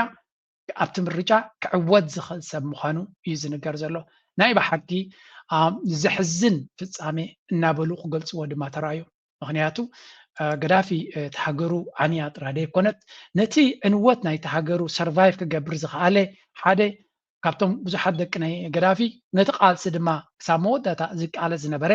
ብሕማቕ ተቐቲሉ ከም ዝፀንሐን ቀትለት ናቱ ድማ ገለገለ ከም ዝብልዎ ዘለዉ ምስ ኢማራት ክተሓሓዝ ከም ዝኽእል ዝብልዎ ዘለዉ ዋላ ኢማራት ተዘየለ እቲ ሃፍታር ኢድ ክህልዎ ከም ዝኽእል ኣብቲ ጉዳይ እቲ ብዝሕዝን መንገዲ ተቐትለቱ ዘርኢ ስእልታት ንሪኢ ኣለኹ ናይ ብሓቂ ዝሕዝን ምዃኑ እዩ ዝንገር ዘሎ ኣብቲ ምርጫታት ዝበሃል ዝነበረ ዝበለፀ ዕድል ነይርዎ ናይ ምዕዋት ስለዚ እሱ ነፍሱ ዝኻለ ስክፍታ ዝፈጥር ከም ዝነበረ ይዝንገር ስለዚ እንዳ ገዳፊ ከም ትሪእዎም ዘለኹም ናይ ፖለቲካ ጉዕዞናቶም ሓደ ካብቲ ምናልባት ናብ ስልጣን መፅኡ ደኾን ንታሪክ ናይ ገዳፊ ናይ ሊብያ ይመልሶ ኸውን ዝብል ዘረባ ነይሩ ግን unfortunately እዚ ከጋጥም ኣይከኣለን እዩ ዝበሃል ዘሎ ብዙሓት ክኢላታት ናይዚ ብፍላይ ቦገን ግብፂ ካልኦት እውን ካብ ስዑድያ እውን ብዙሕ ናይ ሓዘን ኣርቲክልስ ክፅሕፉ ርኢ ኣለኹ ምክንያቱ እቲ ናቱ ፀገም እዚ ሞት ናይዚ ነቲ ኩነታት ናይ ሊብያ ናይ ደይ ምዕራይ ኩነታት እውን ዘንፀባርቕ እዮም ዝብሉ ብዛዕባ ወዲ ገዳፊ ብሕማቅ ከም ዝሞተ ክንዛረብ ከለና ጎድኒ ጎድኑ እቲ ቀታልዩ ድማ ምስ ኢማራት እውን ርክብ ኣለዎ እናበሉ ኣብ ዝዛረብሉ ዘለው ኢማራት ከንታይ ትገብራላ ስልጣና ንምስግጋር ናይ ብሓቂ ኣገዳሲ ምዕባለ ከም ዘሎ እዩ ዝንገር ኣብ ኢማራት ሓደ ኣገዳሲ ምዕባለ ከም ዘሎ እዩ ዝንገር ዘሎ ንሱ ድማ መሐመድ ቢን ዛይድ ከም ትሪእዎ ዘለኹም ክሳብ ሕጂ እቲ ናይ መሐመድ ቢን ዛይን አልናህያን ዝበሃል ናይ ደቂ አልናህያን ዝበሃል ደቁ ነዚ መሐመድ ቢን ዛይድ ናይ ዛይድ አልናህያን ይመስለኒ ደቁ ነዚ ንጉስ ሕጂ ዘሎን ኣሕዋቱን እዮም ነቲ ሃገር ዘመሓድርዋ ዘለው ሕጂ ግን እዚ መሐመድ ቢን ዛይድ ትሪእዎ ዘለኹም ናብ ወዱ ትትሕትዩ ዘሎ ክራውን ፕሪንስ ኻልድ ዝበሃል ናብኡ ገፁ ነቲ ሃብቲ ናይቲ ሃገር የሰጋግሮ ከም ዘሎን እዚ ድማ ሓደ ኣገዳሲ ኩነታት ከም ዝኾነ ብፍላይ እቲ ስዑድያ ምስ ቱርክ ምስ ቀጠር ገለ ኮይኖም ዝገብርዎ ዘለዉ ፀቕጢ የፍርሆ ስለ ዘሎ ካብቶም ኣሕዋቱ እውን ጥራይ ናብ ወዱ ብዙሕ እቲ ገንዘብ ናብኡ የሰጋግሮ ከም ዘሎ ሓደ ኣገዳሲ ኣርቲክል ኣብ ብሉምበርግ ወፂኡ ከም ዝነበረ ኢና ንርኢ ዘለና እዚ ኸ እንታይ እዩ ኣብ ኣቡዳቢ ድሮ ናብቲ ወዱ ገፁ ፅቡቅ ገይሩ ከለማምዶ ዝፀንሐ ኣብ ፖለቲካ ምስ በዓል ዶናልድ ትራምፕ ምስ ዓበይቲ ፖለቲከኛታትን ሃብታማትን ከራኽቦ ድሕሪ ምፅናሕ ገለ ካብቲ ኣብ ኢማራት ሓያል ክትከውን ድሕሪ ኮንካ ብሽምካ እንታይ ዓይነት ካፒታል ከተንቀሳቀስ ትኽእል እውን ኣገዳሲ ስለ ዝኾነ ነቲ ሓደ 263 ቢልዮን ዶላር ካብቲ ናቶም ሪዘርቭ ኣሰት ኢንቨስት ኮይኑ ዘሎ ኣብ ትሕቲ ሽም ናይዚ ሼክ ካሊድ ቢን መሐመድ ቢን ዛይድ አልናህያን ማለት እዩ ናብኡ ገፁ ይሰግር ከም ዘሎ እዮም ዝነግሩ ዘለው እዚ ድማ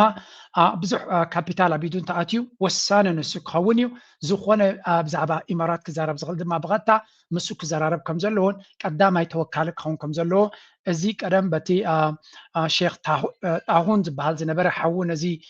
ሕጂ ናይ ናሽናል ሴኪሪቲ ሓላፊ ዘሎ ኣብ ኢዱ ዝነበረ ብዙሕ ናብዚ ወዱ የሰጋግሮ ከም ዘሎን ነፍሱ ዝኻለ ፖለቲካዊ ዳይናሚክስ ዝፈጥር ምዃኑን ዋላ እኳ ብኣሉታ እንተዘይጠቐስዎ ግን ይጥመት ከም ዘለዎን ናይ ዝኾነ ረጂም ቼንጅ ከይፍተን እውን ፍርታት ከም ዘለዎ እቲ ንጉስ ናይ ስዑድያ ናይ ኢማራት ስለ ዝበሃል ዘሎ ድሮ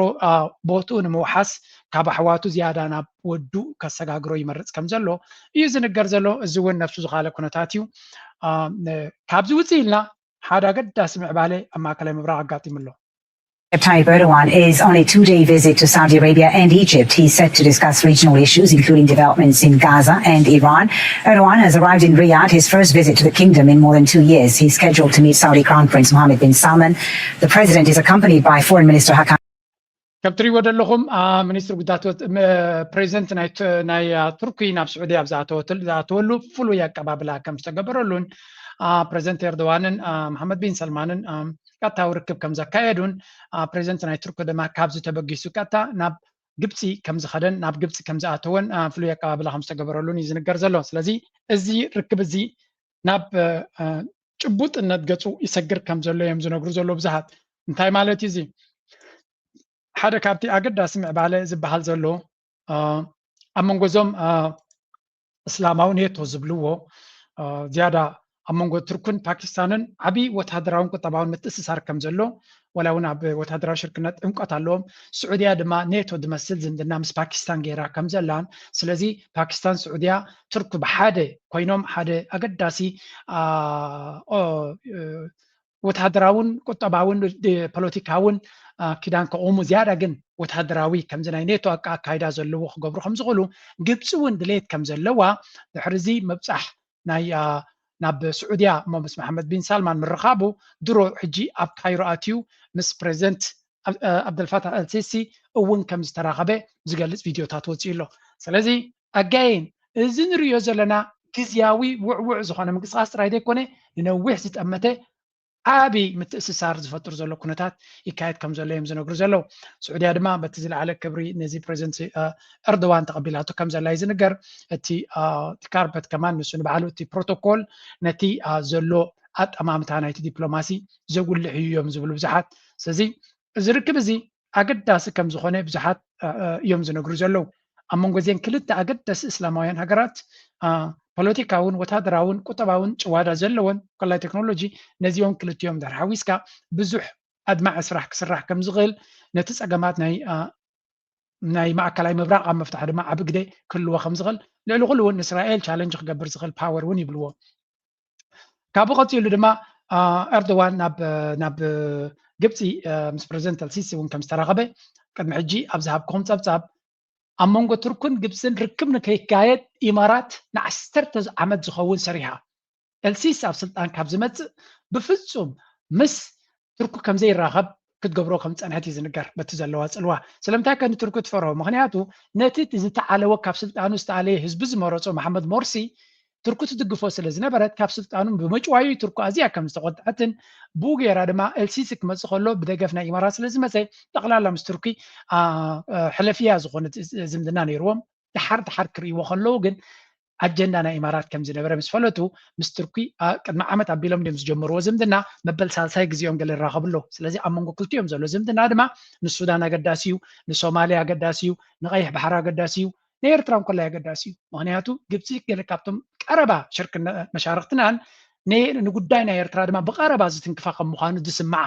ንናሽናል ሴኪሪቲ ናታ ዝትንክፍ ምዃኑ ምክንያቱ ቀይሕ ባሕሪ ቀይሕ መስመር እዩ ንኣቢ ዝበለቶ ደጋጊማ ስለ ዝኾነት ስለዚ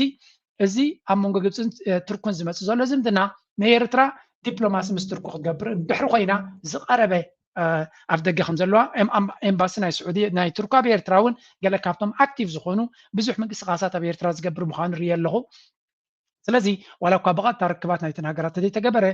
ድሓን ዝኾነ ዝምድናታት ከም ዘለዎን እቲ ኣላያንስ ድማ ባዕሉ የመፃፀን ከም ዘሎ ኢና ንርኢ ብርግፅ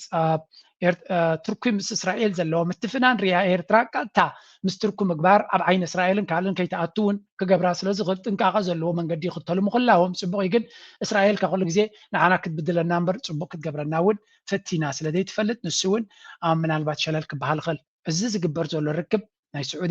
ናይ ስዑድያ ኮነ ናይ ኢማራት ንሽተይ ስካብ ዝክንሰምዖ and of course politically.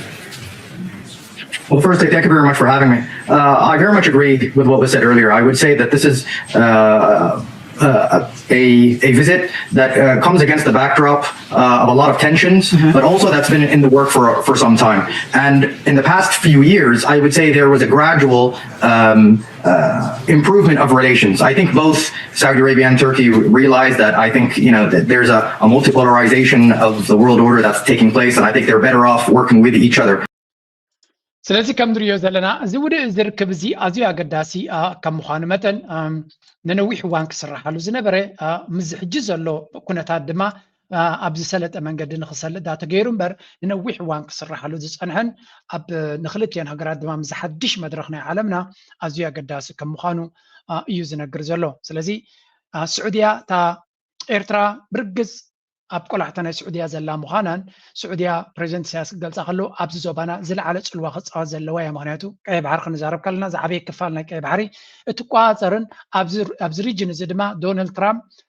ዝዓበየ ወታደራዊ ክዳን ሂብዋ ዘለና ኔቶ ሜምበር ኢልዋ ዘሎ ስለዚ ነዚ ከባቢ ናይ ቀይ ባሕሪ ኣብ ትሕቲ ኣሜሪካ ዝለዓለ ስልጣን ተዋሂብዋ ዘሎ ምዃኑ ኢና ርኢና ዘለና ስለዚ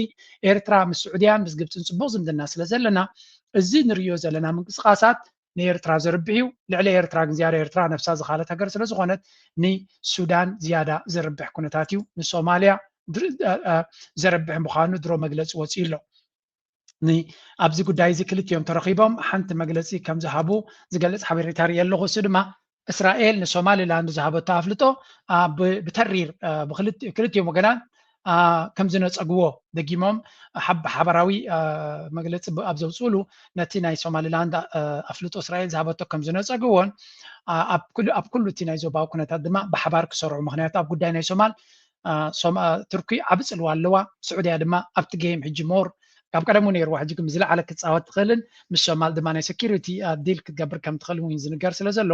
ኣብዚ ጉዳይ እዚ ክልቲኦም ወገናት እውን ብቀረባ ክሰርሑ ከም ዝኾኑ እዮም ዝነግሩ ዘለው ስለዚ ኣብ ጉዳይ ናይ ሶማል ኣብ ጉዳይ ናይ ሱዳን ክልቲኦም ሓይልታት ብቀረባ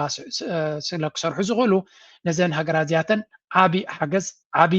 ድፍኢት ክፈጥረለን ዝኽእል ምዃኑ እዩ ዝንገር ዘሎ ኣገይን ሱዳን ኣብ ኣዝዩ ኣገዳሲ መድረኽ ኣብ ዘላትሉ ግዜ ሰራዊት ናይ ሱዳን ድማ ሞመንተም ወይ እውን ናይ ድፍኢት መንፈስ ኣብ ዘለዎ ግዜ ነዚ ዘሎ ምዕባለታት ተጠቂሞም ንቅድሚት ድሕሪ ኮይዶም ፅቡቅ ዝኾነ ውፅኢት ክመፅእ ይኽእል እዩ ኤርትራ ድማ ነዚ ዘሎ ኩነታት ናብ ናይ ሴኪሪቲ ፀገም ስለ ዘይብላ ኤርትራ ብድሆታት ኣለዋ ሽግር ኣለዋ ፀገም ኣለዋ ብድሆታት ካብ ደገ ክመፅእ ዝኽእል ኣለዋ ውሽጣዊ ፀገም ግን ስለ ዘይብላ ኤርትራ ነዚ ኩነታት እዚ ወይ እውን ነዚ ተፈጢሩ ዘሎ መድረኽ ንሳ ኣብ ምንታይ ክትጥቀመሉ እየ ዝመርፃነ ናብ ቁጠባዊ መድረኽ ክትቅይሮ ስለዚ ምስ ካልኦት ሃገራት ሽርክነት ናይ ቁጠባ ዝያዳ ድማ ኣብ ውሽጣዊ ኩነታት ኣተኪራ ነቲ ዘሎ ኩነታት ካልኦት ሓይልታት እውን ኣትዮም ንሱዳን ኣብ ምሕጋዝ ድዩ ንሶማልያ ምርግጋእ ድዩ ንቀይሕ ባሕሪ ኣብ ምባል ድዩ ፅቡቅ ዝኾነ ሽርክነታት ኣብ ዝግበረሉ ዘሎ ስዑድያ ዋላ ንብልፅግና እውን ዓዲማቶ ስለ ዝነበረት ኣብ ከምዚ መድረኽ እዚ ሕጂ ኣብ ዝሓለፈ ቪድዮ ናተይ እውን ኣብ ካልእ ቪድዮ ናተይ ገሊፀ ዝነበርኩ ስዑድያ ንብልፅግና ሚኒስትር ጉዳያት ወፃኢ ናቶም ናብ ስዑድያ ዓዲማቶ ይረአይና ነርና ስለዚ እቲ ዕድመትን ምንታይ እንድሕር ኢልካዮም ምዝ ሕጂ ንሪኦ ዘለና ምውድዳን ናይ ግብፂ ንበሎ ናይ ስዑድያ በሎ ናይ ቱርክ በሎ ከምኡ ቀጠር ሚኒስትር ምክልኻል ናይ ስዑድያ ቀጥታ ንቀጠር ከይዱ ከም ዘሎ ዝገልፅ ሓበሬታ ኣሎ ስለዚ ሓያል ዝኾነ ቅልጡፍ ዲፕሎማሲ ኣብ ዝግበረሉ ዘሎ ኢማራት እናተነፀለት ትኸይድ ኣላ ኢማራት ድማ ኣብ ቀርኒ ኣፍሪካ እቲ እንኮ እግሪ ዘለዋ ኣብ ኢትዮጵያ እዩ ስለዚ ንኢትዮጵያ ቱርኪ ዓብ ፅልዋ ኣለዎ ስዑድያ ዓብ ፅልዋ ኣለዎ ካልኦት ሓይልታት ቀጠር ዓብ ፅልዋ ኣለዎ ስለዚ ናይዚኦም ኩሎም ሓይልታት ድማ ነቲ ናይ ኢማራት ቻሌንጅ ክገብርዎ ይኽእሉ እዮም ብቁጠባ ይኹን ብካልእ ኣገይን ብልፅግና ምርጫታት ናቱ ወላ እውን ናብ ኤርትራ ክገብሮ ዝኽእል ልዑል ጥንቃቐ ክገብር ከም ዘለዎ በዚ እውን ትክትግምገም ትኽእል ስለዚ ንሕና ነዚ ኩነታት እዚ ኣቃሊልና ክንሪኦ ኣይንኽእልን ኢና ካልእ ሓንቲ ባዕሎም ብልፅግና ዝብልዋ ዘሎ ስምዑ Egypt's AU Security Council presidency signals Cairo's bid to shape African conflict agendas. Egypt's assumption of the African Union Peace and Security Council presidency this month is now procedural rotation. It places Cairo at the center of continental conflict diplomacy at a time when wars in Sudan and Somalia are defining regional security and testing who sets Africa's crisis agenda. Hi, I'm Deborah and this is Analyst Cat today. ስለዚ እንታይ ይብሉና ኣለዎ ኢጅፕቲ ዝኣይን ኣነ እዩ ሴኪሪቲ ካውንስል ፕሬሲደንሲ ናይ ኣፍሪካ ሕብረት ኣፍሪካ ነዚ ሕብረት ኣፍሪካ ሓደ ሰብሲ እንታይ ክብሎ ሰሚዐዮ ሕፍረት ኣፍሪካ ሜክ ሰንስ ስለዚ ናይ ሕብረት ኣፍሪካ ናይቲ ሴኪሪቲ ካውንስል ናይ ሰላምን ናይ ፀጥታን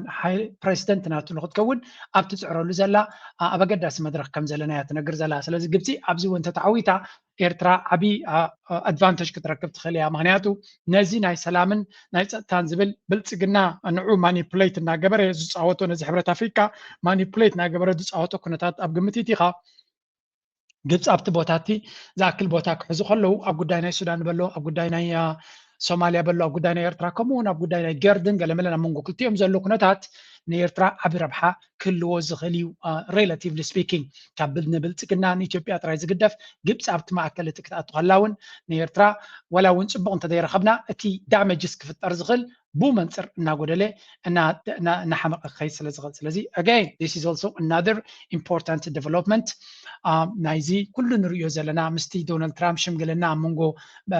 መንጎ ግብፅን ኢትዮጵያን ክገብር ምዃኑ ነጊሩ ዘሎ ኣብቲ ጉዳይ እቲ ድማ ብልፅግና ሞር ኣብ ዓይኒ ናይ ዶናልድ ትራምፕ ኣትያ ስለ ዘላ እዚ እውን ነቲ ከባቢያዊ ኣካይዳ ንኤርትራ ድማ ኣገዳሲ ምዕራፍ ክኸውን ከም ዝኽእል ኢና ንግምት ዘለና ኩሉ ከተተሓዞ ከለካ ድማ ኣገዳሲ ምዕራፍ ከም ዘለና ክንግንዘብ ንኽእል ማለት እዩ ንቐፅል ናብቲ ናይዚ ጎረባብትና ኢትዮጵያ አንድ አባባል አለ ፈጣሪ ከፈቀደ ጠላት አይስጥህ ከሰጠህም ደንቆ ጠላት አይስጥህ ይባላል ሎርድ ኦፍ ኢግኖራንስ ይላሉ ፈረንጆች ሎርድ ኦፍ ኢግኖራንስ ደንቆሮ ጠላት ዛሬን ሳይሆን ነገን ነው የሚገለው ጠላት አሁን ይገላል ደንቆሮ ግን ልጅ ትምህርት ቤት እንዳይደርጉ ነገንም ይገላል ዛሬ ብቻ ሳይሆን ኢማጂን ልጆች ትምህርት ቤት እንዳይሄዱ የሚከለክል ነፃ አውጪ ታጋይ ያልተማረ ሰው ነገ ሰብስቦ ምን አይነት መንግስት እንደሚሆን አስቡት ከማኻ ከተማሃረ ካብ ሻባይ ክፍሊ ዶክተር የድበለ ድሃ كما يخونوا كباخا زفليهم تايلهم تاي زبل زلو مبزعتو ግዜ ዛ ደንቆሮ ትብል ቃል ብጣዕሚ ድመርፃ ዝሰብዚ and I don't know ta definition ናታ ጽቡቅ ገረም ነጊሮም መድዮም አላ ይነገርዎን ደንቆሮ ዝበሃል ደንቆሮ ትበሃል አበይ ከመይ ግዜ ክትቀመላ ዝያዳ ብሉጽ ገላጺት ኮይና ትስማዓኒ መሲልኩም ገለገለ ሰብ ደንቆሮ ንመን ዝብሎ ዘይተማሃረ ሰብ ከም ዝብላ አለ ጌጋ እዩ ዘይተማሃረ ይኮነ ደንቆሮ ማለት ክመሃር ዕድልና ሃለዎ እኹል ዝኣክል ትምህርቲ ኩሉ ነገር ኣብ ቅድሚኡ ከሎ ክመሃር ዘይመርጽ ማለት እዩ ናይ ደንቆሮስ እዩ you have every chance ኣብ ቅድሚኻ ክትመሃርን መንገድኻ ክትቀይርን ጉዕዞኻ ክትቀይርን ግን በታ ዘለኻያ ጌጋ መንገዲ ንክትከይድ ክትመርጽ ከለኻያ እዚ ሰብ እዚ ሰላም ስለ ዘበገሰ ከባቢና ጥራይ ዘይኮነሲ ወላት ኖቤል ኮሚቴ ዝበሃል እውን ናይ ሰላም ኖቤል ፕራይስ ይቦሞ ብዝሰርሑ ስራሕ ጥራይ ኣይኮነን ኣብ ልዕሊኡ ብዝነበሮም ተስፋታት ክትብሎ ትኽእል ኢኻ ኣብ ትግራይ ብዝገበሮ ነገር ክመሃር ይግብኦ ነይሩ ናይ ትግራይ ዘሕዝን እዩ ክትብሎ ትኽእል ኢኻ ኣብኡ ግን ክመሃር ይኽእል ነይሩ ክመሃር ዘይመርጽ ብተደጋጋሚ ኩናት ጥራይ ዝመርጽ ሰብ ንሱ ታ ደንቆሮ ትበሃልሲ ፕሮጀክት እዩ ዝገብረሎም ዘሎ ንሱ ደንቆሮ ነታ ደንቆሮ ድማ ናብ ካልኦት ሰባት ከላግባ ይፍትም ብዙሕ ግዜ ከም ኢሉ ደንቆሮ ይልጸር ምክንያቱ ናቱ ምስሊ ስለ ዝኾነ ቶም ካልኦት ፋኖ ማለት ውድሶም ነርካ ከም ፋኖ ጅግና ያለን ትብል ነርካ ምክንያቱ ኩርስኻ ንምውሓስ ንይግብኣና እዩ ዝበልዎ ኣብ ጎንኻ ኮይኖም ተቃሊሶም እዮም ድሕሪኡ ንዓታቶም ጠሊምካ ምስቶም ትዋጎም ዝነበርካ ህወሓት ማለት እዩ ኣብ ፕሪቶሪያ ተሰማሚዕካ ኣይሶምን ሳልስቲ ምስኦም ተሻሪኽካ ነቲኦም ዝሕግዙኻ ዝነበሩ ከተጥፎም ኢልካ መፂኻ እንታይ ዳ ክገብሩኻ ናጣ ክቕበሉልካ ይዋጉኻ ኣለዉ ወላ ሓንቲ ዓቕሚ ነበሮም ክዋጉኻ ግን በታ ዝነበረቶም ተዋጊዮምካ ሳብ ሕጂ ድማ ዘጋቢሎምካ ስለዚ ድንቁርና ንስኻ ኢኻ ብሚልዮናት ድሮን ተገዚእኻ ትሕቲ ቅርፂ ናይ ሃገርካ ትዕኑ ዘለኻ ስለዚ ደንቆሮ መን እዩ እሳቶም ኣብ ጎቦታት ወፂኦም ንኣብነት ፋኖሲ ቢንቶታት ናይ ዓዶም ቦምባ ተኺልካ ወይ ፈንጂ ተኺልካ ምፍንጃር ይጠፎም ነይሩ ኣይገብርዎን እዮም ግን ንዓዶም ስለ ዝኾነ የስ ንፀላኢ ክሓሳብ ዝኽእል ነገር ይገብሩ ኣለዉ እዮም ሕማቕ ክትገብር ግድን እዩ ንፀላኢኻ ክሰዕር ስትራቴጂካዊ ስጉምታት ክትወስድ ግን ንሱ እዩ ናይ ሃገር መራሒ ታንክን ባንክን ሒዙ ዘሎ ሃገሩ ዝጥፍእ ዘሎ እዩ ስለዚ ንመን እዩ ደንቆሮ ኢሉ ክወራዘየሉ ናይ ብሓቂ ዘሕፍር እዩ እንተቶም ፋኖ ኩሉ ግዜ ይፈልጥዎ ብቅዓቱን ደረጁን ስለ ዝፈልጥዎ ኣርታት ሕሙማ እዮም ዝሃርሙ by the way ብዛዕባ እቲ ናይ ኣንደርጋቸው ዝበሎ ሓሶት እውን መልሲ ሂቦም ኣለዉ ሂቡ ኢሎም እንተወሓደ ናቕፋ ፕረስ ኣውፂዎ ነይሩ እዩ እዚ ንሱ ዝብሎ ዘሎ ሓሶት ምዃኑ ስለዚ ኣብ ፓርላማ ወፂኡ ዝበሎ ሽመይ ጠቂሱ ንተጋሩ ትብድል ኣለኻ ንህወሓት ኢና ፅልእናትና እምበር ምስ ህዝቢ ትግራይ ኣይኮነን ኢልና መልእኽቲ ናብ ኤርትራ ገፀይ ኣይከትኩን ብምባል ኣብ ዝተወከስናሉ ሓበሬታ ሓቢሩና ኣሎ ይብላ ኣሎ ኣብ አንከር ሚድያ ቀሪቡ እውን መልሲ ክህበሉ ምዃኑ ድማ ነጊሩ ኣሎ ስለዚ ሓሳዊ ተባሂሉ ኣሎ ሓሳዊ ኣዳራሽ ገዛ መዕነዊ ሓሳዊ ምዃኑ ግን ብኩሉ ማለት ንኤርትራ ንሓደ ሰብሲ ኣብ ሓፂር ግዜ ክንዲዚ ዝኣክል እሞ ካብ ኩናት ኣብ ዘየለካሉ ክንዲዚ ክትቅየር ኣይትኽእል ኢኻ ኤርትራ ኢትዮጵያ ናይ ፕሮፓጋንዳ ኩናት ዳ ይክልዎም ዝኽእል በርካታ ኩናት ኮ የብሎምን ግን ትማሊ ኩናት ጠጠሙ ዝበለ ንኤርትራ ከምዚ ኢልዎ ምን ሊፈጠር እንደሚችል መገመት ጎረቤቶቻችንን ካልያዝን ፈተና ይገጥመናል የሚል ሐሳብ ነበረን ደሞ አየነው በተግባር ዘንድሮ ከኤርትራ ጋር ታርቀን ባይሆን ኖሮ ምን ሊፈጠር እንደሚችል መገመት ያስቸግራል መታረቃችን የግለሰቦች አለመሆኑን ከምትሪ ወደለሁም ስምዖ ዳህን መታረቃችን የህዝቦች መሆኑን ከኤርትራ መንግስት በላይ የኤርትራ ህዝብ በተግባር አሳይቶናል እሱም በኋላ መጣበታለሁ ሶማሌ ስንሄድ መቸም መስኪን ህዝቢ ኤርትራ ትረኽቦ ብዙሕ እዩ ምክንያቱ ወላ ወንቲ መንግስቲ ኤርትራ እኳ ተወሓደ ካልኩሌት ገይሩ ስለ ዝገብሮ እቲ ነገራት ናቱ ሃንደበት እውን ኣይኮነን እዚ ነገራት እዚ ምክንያቱ ንኣብዪ ኣሕመድ ከምዚ ክገብር ከም ዝኽእል እቲ መንግስቲ ግምት ከም ዝነበሮ ንፈልጥ ኢና ሃበይ ብዙሕ ግዜ ነጊረኩም እያ ኣብዚ ሓበሬታ ኣኪብና ነምፅኦ ዘለና ጭብታ ስለ ንረክብ ሚኒስትር ጉዳያት ወፃኢ ናይ ኤርትራ ኣቶ ዑስማን ሳልሕ ንመጀመርያ ንኣዲስ ኣበባ ከይዱ ምስ ኣቢ ምስ ተራኸበ ንሱን ፖለቲካዊ ኣመኻሪ ናይ ኤርትራ ኣቶ የማነ ገብረ ኣብን ከይዶም ምስ ረኸቦ ተመሊሱ ንኤርትራ ኣብ ዝሃበ ፀብፃብ ለኽባት እዚ ሰብ ተጠንቀቐሉ ከም ዝበለ ይንገር ንኣብዪ ኣሕመድ ማለት እዩ سبزي كمن زغل سباي كونن بمبال قليصو نيرو سلازي إيرترا قمتات نيروم سلازي قمتات سلازي نبرم نتا تواسو بيلا غيرهم تواسيو ما سلازي بلاي لونج بلا كساب علامة خاطرهم كتواسا لك تواسيوم علامة مهريمو جن حزب إيرترا انتا نيرو تثبيتو حزب إيرترا نايبا حكي شجرو زتفتحي مسيل ونيرو اتي ناي 2018 نريو دنبرنا سمعيتات نايبا حكي حزب إيرترا ناي اسراتات عمل زقاطو مصقم تفتحو دحر حجي وقن ورا وقن ناي كلون يزبل عبي تسفا غير نيرو again لك كمتي دحر ناي 30 عمد قالسي تسفا غير ودس انه مسي ن 30 عمد زقاطو دچفچفن هاجر عرق فتيرو ناي سلام غعزو زجمره كحساكي حتته يقبعني يلو كيش تشمغل تبقسه هجون انت خونه ناي زغلو زحلفو كي تزاربه بسلام غعزو خجمر يفتينو دغونه كالاي غزي تخليفو سلازي بحجون كغاطم سلازغل نتز بيرترا تطنقق سمعيتات كحليخا سلام غبرك بلا كايد ليريو سلازغونكو نشت تسفا مسترغبه فتحتو حيلو تاشمي زغون تسفاتات كدرت كبرولو مغنياتو غربيدنا ازيوم كومبلكس زغون هاجر سلازغونو طنقاقا غيركا خدكيد زياده معصنتانا نهب مغنياتو مطنتي زغبركا طنقاقا موطونو ايخا تي كتغدا تخل صباح نغون مزياون بتقداسነት كنسمع قال زياون سمعوا لي ملكت በተደጋጋሚ አንስቻለሁ ደግሞ አቋሜን ለመግለጽ ሊመቸኝ ቀይሕ ባህሪ በዘመልከት በተደጋጋሚ አልዕሎ ዳግም ዘለኒ መርገትን ምግላጽ ከተመን ምንቲ እስራኤል ጎበታት ጎላን ስለምንታይ ሒዛቶም እስራኤል ጎበታት ጎላን ዝሓዘትሉ ምክንያት ንሃገራዊ ድሕነተይ ንህልውና ይጸገም ከጋጥመኒ ይኽእል ኢላ ስለዝኣመነት እዩ ኢትዮጵያ አፍ ደገ ባህሪ አይድልያን ይሉ ዝኣምን ሰብ ድማ ሓደ ተፈጥሮአዊ ሕጊ ዝስሕዝ ዘሎ ይመስለኒ ሰብ ይውለድ ይዓቢ ይኣርግ ይመውት እዚ ተፈጥሮ እዩ ቀይሕ ባህርን ኢትዮጵያን ውን ከምዚኦም ኣብ ዝኾነ እዋን ምዕራግ ምድኻም ዘጋጥም እኳ እንተኾነ ቀይሕ ባህርን ኢትዮጵያን ዘለዓለም ተፈላለዮም ክነብሩ ኣይክእሉን سمعكم اللهم سلازي قيح بحرين إثيوبيان زلالم تفلاليوم كنبرو يكلون يم بحرنا بحري يخبونا 5 كيلومتر ندللنا صفي بحري زلو إثيوبيا بزح حزب اللوا بلا بلا أبعسب ودبن صرغيان ريفاينرن هنيزنا نيرنا مستعارق ناسي سلامتاي نايتي زغبرنا كحسا زيتبنا نايت 30 عمد بترحس تتقم كالو ودبنا ገንዘብና مسحبكانا نايت كل زغبركايو زسرقكاي فابريكاتاتن زباخنكايو عدلنان زጨፍጨፍካዮ ህዝብናን زعنخايو تحت قرصنان كل ነገርና كحسا مسحبكانا نايتا ايربيسكا نايتا تبلاد لخجن افريت شعوك تحت تخليخا السون كتبها كوهبك يكون سخاخ تبنا مر نحن مسلكا يبلنا مغنياتو طليان ابي ኤርትራ መንገድ ባቡር ሰሪ ሄና ታቡኒ በለትና ወደብ ዓሰብ ይኹን ወደብ ናይ ባጽ መሰረታዊ ህንጸት ገይረሊ ሃበና ይበለትና ስለምታይ ንዓና ላይ ኣይኮነን ገይራቶ ሃብትና ኤርትራ ንምዝማዝ ፍርያት ናይ ሃብቲ ወሲዳ ንዓዳ ክትረብሓሊ ኢላ ገይራቶ ረቢሓትሉ ድማ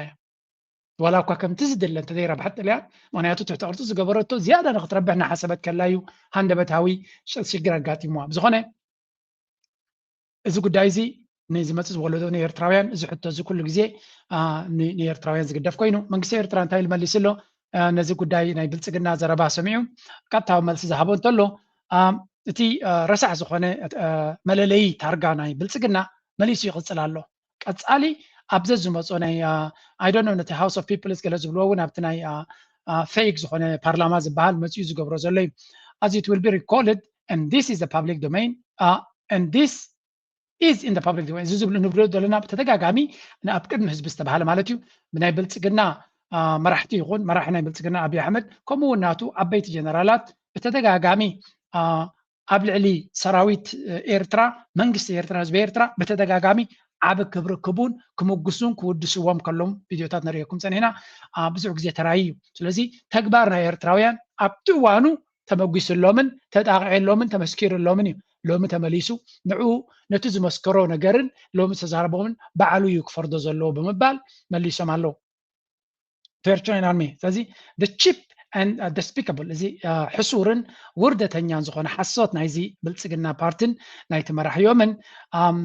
ዕላማናቱ ኣጀንዳ ንምፍጣርን ነቲ ዘሎ ኩነታት ንምቕያርን ምዃነ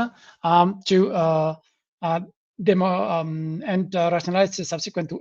እቲ ቀንዲ ዕላማ ናይ ውግእ ኣጀንዳ ኣንጻር ኤርትራ ስለዝኾነ ፕላን ናይ ውግእ ስለዘለዎ ንህዝቢ ኢትዮጵያ ኣብ ጎኑ ንምግባር ገለ ናይ ትግራይ ክፋል ድማ በቲ ዝተገበረኩም ኤርትራ በዲላትኩም ኢሉ ብቕርሒ እንትዲ ብኻልእ ኣብ ጎኑ ንምስላፍ ኣብ መንጎ ተጋሩን ኣምሓሩን ውግእ ፈጢርካ ወይ ባእስ ፈጢርካ ነቲ ዘሎ ኩነታት ተጠቒምካ ገለ ክፋል ኣብ ጎንኻ ንምምፃእ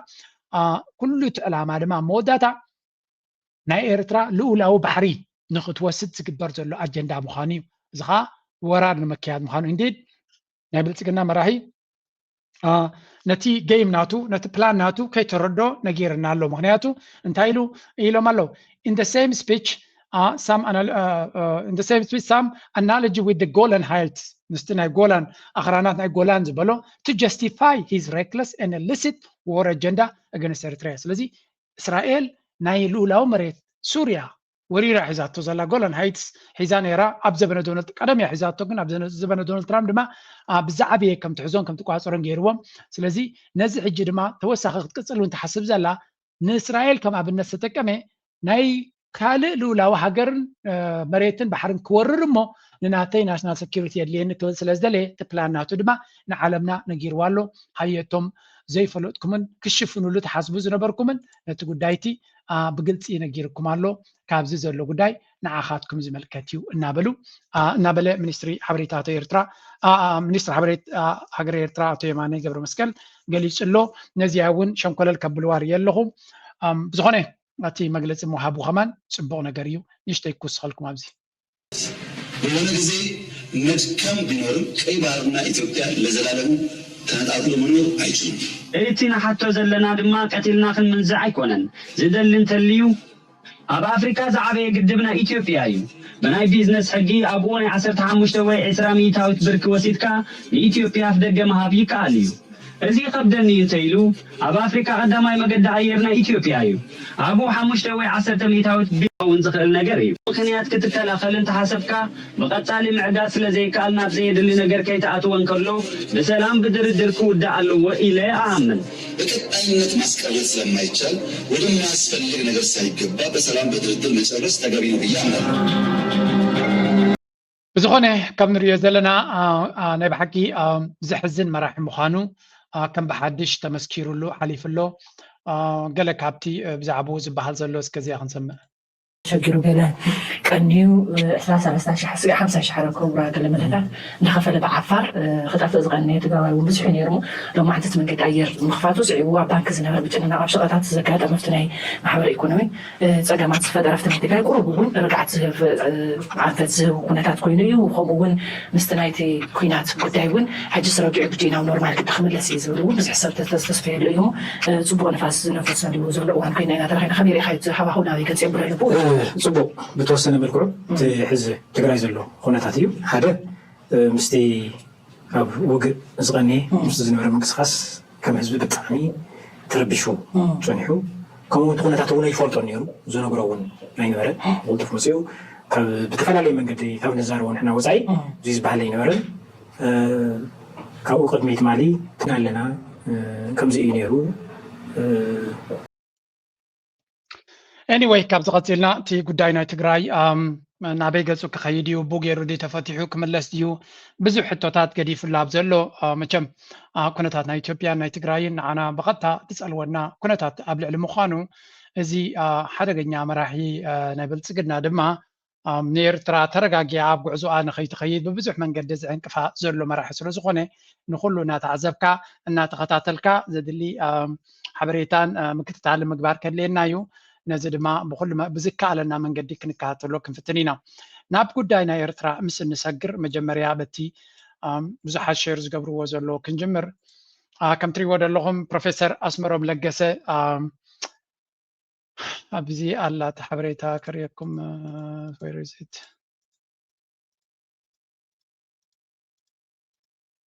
ስነ ስርዓት ናይ ሞቱ ስእሊ ነይራ ዕለተ ልደት ናይ ብዛዕባ ሞቱ ትገልፅ ሓበሬታ ነይራ ብዝኾነ ፕሮፌሰር ኣስመሮም ለገሰ ሓደ ካብቶም ዓበይቲ ምሁራት ናይ ኤርትራ ኣብዚ ቀረባ መዓልታት ከም ዝሓለፉን ብዛዕባኡ ድማ ካባና ማዕረ ኤርትራውያን ህዝቢ ኦሮሞ ብዛዕባ ብዙሕ ክፅሕፉን ክዛረቡን ይርኢ ስለ ዘለኹ ተገሪመ ምክንያቱ ነቶም ዘይንፈልጥ መጀመርያ መንግስቲ ሰማይ ዋርስካ ክብሎ ይደሊ ሓደ ዓብዪ ምሁር ናትናዮ ብዙሕ ግዜ ቪድዮታት ናቱ ነምፅእ ዝነበርና ኣብ ታሪክ ኣብዚ ኩነታት ናይ 2098 ክሳብ 2000 ዝነበረ ዘጋጠመ ገፈታት ብምሉእ እውን ሰኒዱ ዘቐመጠ ሓደ ዓብዪ ምሁር እዩ ኣብ ኩነታት ናይ ኦሮሞ ነቲ ሕጊ ናይ ኦሮሞ ጥንታዊ ሕጊ ናቶም እቲ ገዳ ሲስተም ዝበሃል ብዝበለፀ መንገዲ ዶኩመንት ዝገበረሎምን ኣብቲ ናይ ህዝቢ ኦሮሞ ክስገር ዘይክእል ዓብዪ ታሪክ ዝገደፈ ዓብዪ ፕሮፌሰር ናይ ኤርትራ እዩ ስለዚ ዳርጋ ሞት ናይ ዓብ መምህር ዓብ ሊቅ ናይ ኤርትራ ፕሮፌሰር ኣስመሮም ለገሰ ናይ ብሓቂ ዝሕዝን ኮይኑ መንግስቲ ሰማይ የዋርሶ ንዑ ንስድራ ቤቱ ድማ ኣምላኽ ፅንዓት ይሃብ ክንብል ንደሊ ከምዚ ዓይነት ዓብ ስራሕ ዝገበረ ግን ክሓልፍ ከሎ ነባሪ ስራሕ ስለ ዝገደፈ የስ ሞቱ ከም ሰብ ይሕምመካ ስርሑ ግን ሓዋር ክቕፅል እዩ ናይ ብሓቂ ድማ ብዙሓት ምሁራት ፖለቲከኛታት ፀለውቲ ናይ ኦሮሞ ዳርጋ ብዙሕ ፅሑፋት ክፅሕፉ ርኢ ኣለኹ ሓደ ካብኦም ጀዋር ዝፀሓፋ ኣብዚ ቅድሚት ዘረኣኹኹም እያ ዜና ዕረፍቲ ናይ ፕሮፌሰር ኣስመሮም ለገሰ ናይ ብሓቂ ሓደ ዓብ ስኮላር ኢና ከሲርና ይብላ ኣሎ ንሳቶም ምክንያቱ ኣብ ናይ ኦሮሞ ገዳ ሲስተም ወይ ኣብቲ ናይ ኦሮሞ ሊትሬቸር ኣዝዩ ዓብዪ ስምብራት ወይ ዓብዪ ሓድጊ ዝገደፈ ሊቃውንቲ ናይ ኤርትራ እዩ ከምዚ ሎሚ ኦሮሞ ኢሊት ናይ ኦሮሞ ኣንፃር ኤርትራ ክፍክር ከይወዓለ ከሎ ኣብ ልዕሊ ኤርትራ ዓብ ክብሪ ነይርዎ ሓንቲ ዛንታ ኣብዚ ምፅኤልኩም ነይረ ኤልያስ ኣማረን ፕሮፌሰር ግደይ እውንን ብሓደ ክዕልሉ ከለዎ ዝበልዋ እዮም ሓደ ካብቶም ናይ ኦሮሞ ኤሊት ህዝባዊ ግንባር ወይ እውን ቃልሲ ህዝቢ ኤርትራ ነቲ ናይ ሽዋ ነጋውስትን ሓለ ኤሊትን ስዒርኩም ናፅነት ምምፃእኩም ሲ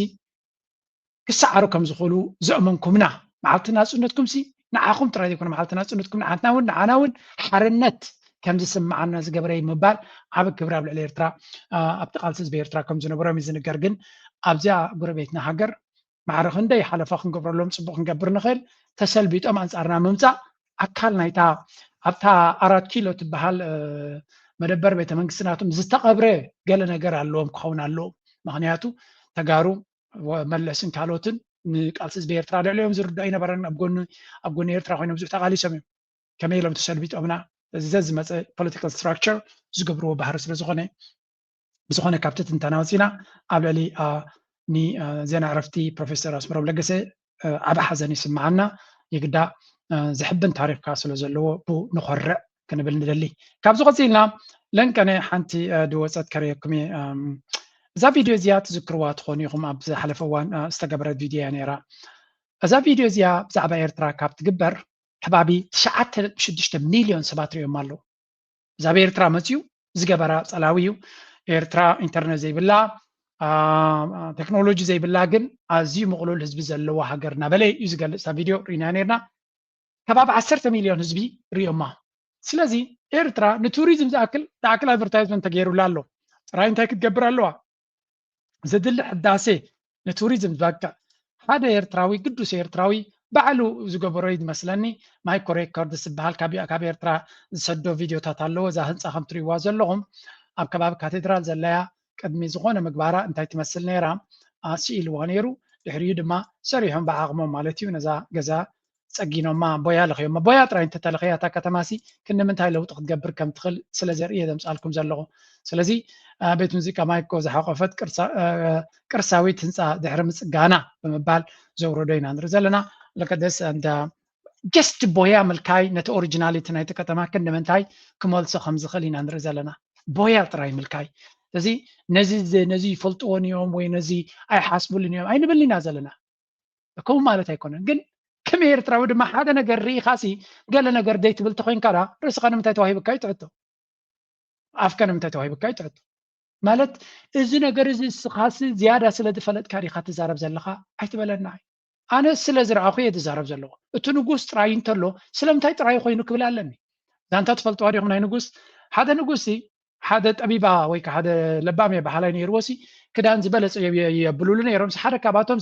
ሓሳውን ጥበብ ዘይብሉ ክነሱ ሓሳዊ ነይሩ እንታይ ትብሎም ናተይ ጥበብሲ ኣነ ዝገብሮ ፋሽንሲ ኣብ ርእሱ ብልሒ ዘለዎ ጥራይ ድርዮ ኢልዎ ስለዚ እንታይ ገይርዎ ነቲ ንጉስ ጥራይ ከም ዝኸይድ እንታይ ኢልዎ ብርእሱ ግን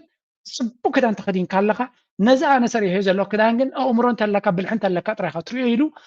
እንታይ ገይርዎ ኢለኩም ነቲ ንጉስ ጥራይ ከም ዝኸይድ ገይርዎ ሽዑ ሓደ ቆልዓ ምስ ወፅእ እንታይ እዚ ንጉስ ጥራይ ዝኸይድ ዘሎ እቶም ካልኦት እንታይ ኢሎም ፈሪሆም ወይ እውን ነቲ ደናቁር ከይበሃሉ ሲ እንታይ ኢሎም እቲ ንጉስ ዋው ክጽቡቕ ክዳኑ ይብሉ ጥራይ እኮ እዩ ዘሎ እቲ ቆልዓ እንታይ እዚ ጥራይ ኮይኑ ኢሎም ሞ ትብል ዛንታ ኣላ ስለዚ ነቲ ትሪኦ ዘለኻ እዚ ክዕረ ኣለዎ ምባል ሃገርካ ስለ ትጸልእ ወይ እውን ኣእምሮኻ ድሑር ስለ ዝኾነ ወይ እውን በሊሕ ስለ ዝኾነ ይኮነን ጀስት ኮመን ሰንስ እዩ ቦያ ክልከየሉ ዝኽእል መንገዲ እንተዝግበር ነይሩ ኣስመራ ኤርትራ ክጽቡቕ መኻለት እቲ ህንፃ ካልእ ከሸግረና ይኽእል ግን ቦያ ክልከ እንተዝኽእል ነይሩ ንቱሪዝም ናትና ምስ ዘለና እቲ ከተማ ዘለዋ ትሕተ ቅርፂ እቲ ካልእ ኩሉ ጽቡቕ ክኸውን ይኽእል እዩ ስለዚ እዛ ገዛ ጥራይ ብምርኣይሲ ሳምፕል ርኢና ኣለና ነዛ ገዛ ጥራይ ቦያ ብምልካያ ከመይ ከም ዝተቐየረት ቀደም ክትሪኣ ከለኻ እንታይ ትመስል ነይራ ሕጂ ክትሪኣ ከለኻ እንታይ ትመስል ኣላ ናይ ብሓቂ ኣብነት ዝኾነ ስራሕ ንርኢ ኣለና ጽቡቕ ዝኾነ ስራሕ ከምኡ ዓይነት ገዛውቲ ዘለኩም ካብ ተጣፊኩም ከምዚኣ ክለኸያ ከለዉ እውን ኣርኢነ ይረአይዎ በዚ እውን ናይ ብሓቂ ደስ ዘብል እቲ ቦያ ከማን ሓፂን ከይተኸለ ብላዕሊ ታሕቲ እናተሸገረ ገብራ ነይሩ ሓደ ግዜ ምፅልኩም ነይረ ኣሜዚንግ ወርክ ክንብሎ ንደሊ ነዚኣ ፅገና ዝገበራ ካልኦት ኩሎም ቶም ህንፃታት ዝውንኑ እውን ከምኡ እንተዝገብሩ እውን ደስ ምበለና ብዝኾነ ሰናይ ነገር ብምርኣይናኻ ሰናይ ምባል እውን ኣገዳሲ እዩ ቀፂልና ለንቀነ ካብ ዘሎ ድማ ከነሪአኩም ቢኒ ይምለስ ኣሎ ቢኒ ለንቀነ ናይ መጀመርያ ውድድር ክጅምር ምዃኑ ዝንገር ዘሎ ኣብዛ ሓዳሽ ክለብ ኣምላኽ ሓግዝካ ክንብሎ ንደሊ ዓወታት 2026 ከም 2024 ክትኮነልካ ንምነ ናብ ናይ ዓወታት ክትምለስ ድማ ትምኒትና ወሰን የብሉን ሕጆኻ ቢኒ ክንብሎ ንደሊ ካብ ቀፂልና ዩሮፒያን ዩኒዮን ኣብ ኤርትራ ኣብ ሓደ ቦታታት ዘይሩ ከም ዝነበረ ዝገልጽ እዩ ዴሌጌሽን ናይ እዩ ኣብ ተፈላለየ ናይ ሶላር ኤነርጂ ዘሎ ቦታታት ናይ ምብፃሕ ኣምባሳደር ናቶም ማለት እዩ ኣብ ዝተፈላለዩ ቦታታት ከም ዝበፅሐ ብፍላይ ኣብ ዞባ ደቡብ ዘሎ 70% ፊቸሪንግ ሪላያብል 70% ሶላር ፕላስ 30% ዲዘል ባካፕ ነቲ ናይ ፀዓት ከይዶም ከም ዝረኣዩ ምናልባት ኣይፍለጥ ምስ ጀነሬተር ሓዋዊሱ ዝገብር ዘሎ ግሪድ ማለት እዩ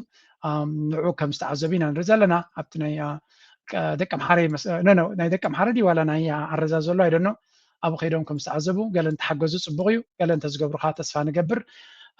ፅቡቕ ነገር ናይ ህዝብና ስለ ዘገድሰና እናበልና ናይ ሎም ኣርስቲ ኣብዚ ክንውዲና ፕሊስ ላይክ ግበሩ ሼር ግበሩ ሪቶኹምን ሓሳብኩምን ድማ ከም ወትሩ ብሃናፅ መንገዲ ግደፉ እናበልና መደብና ኣብዚ ክንዓፁ ኢና ተንክ ዩ If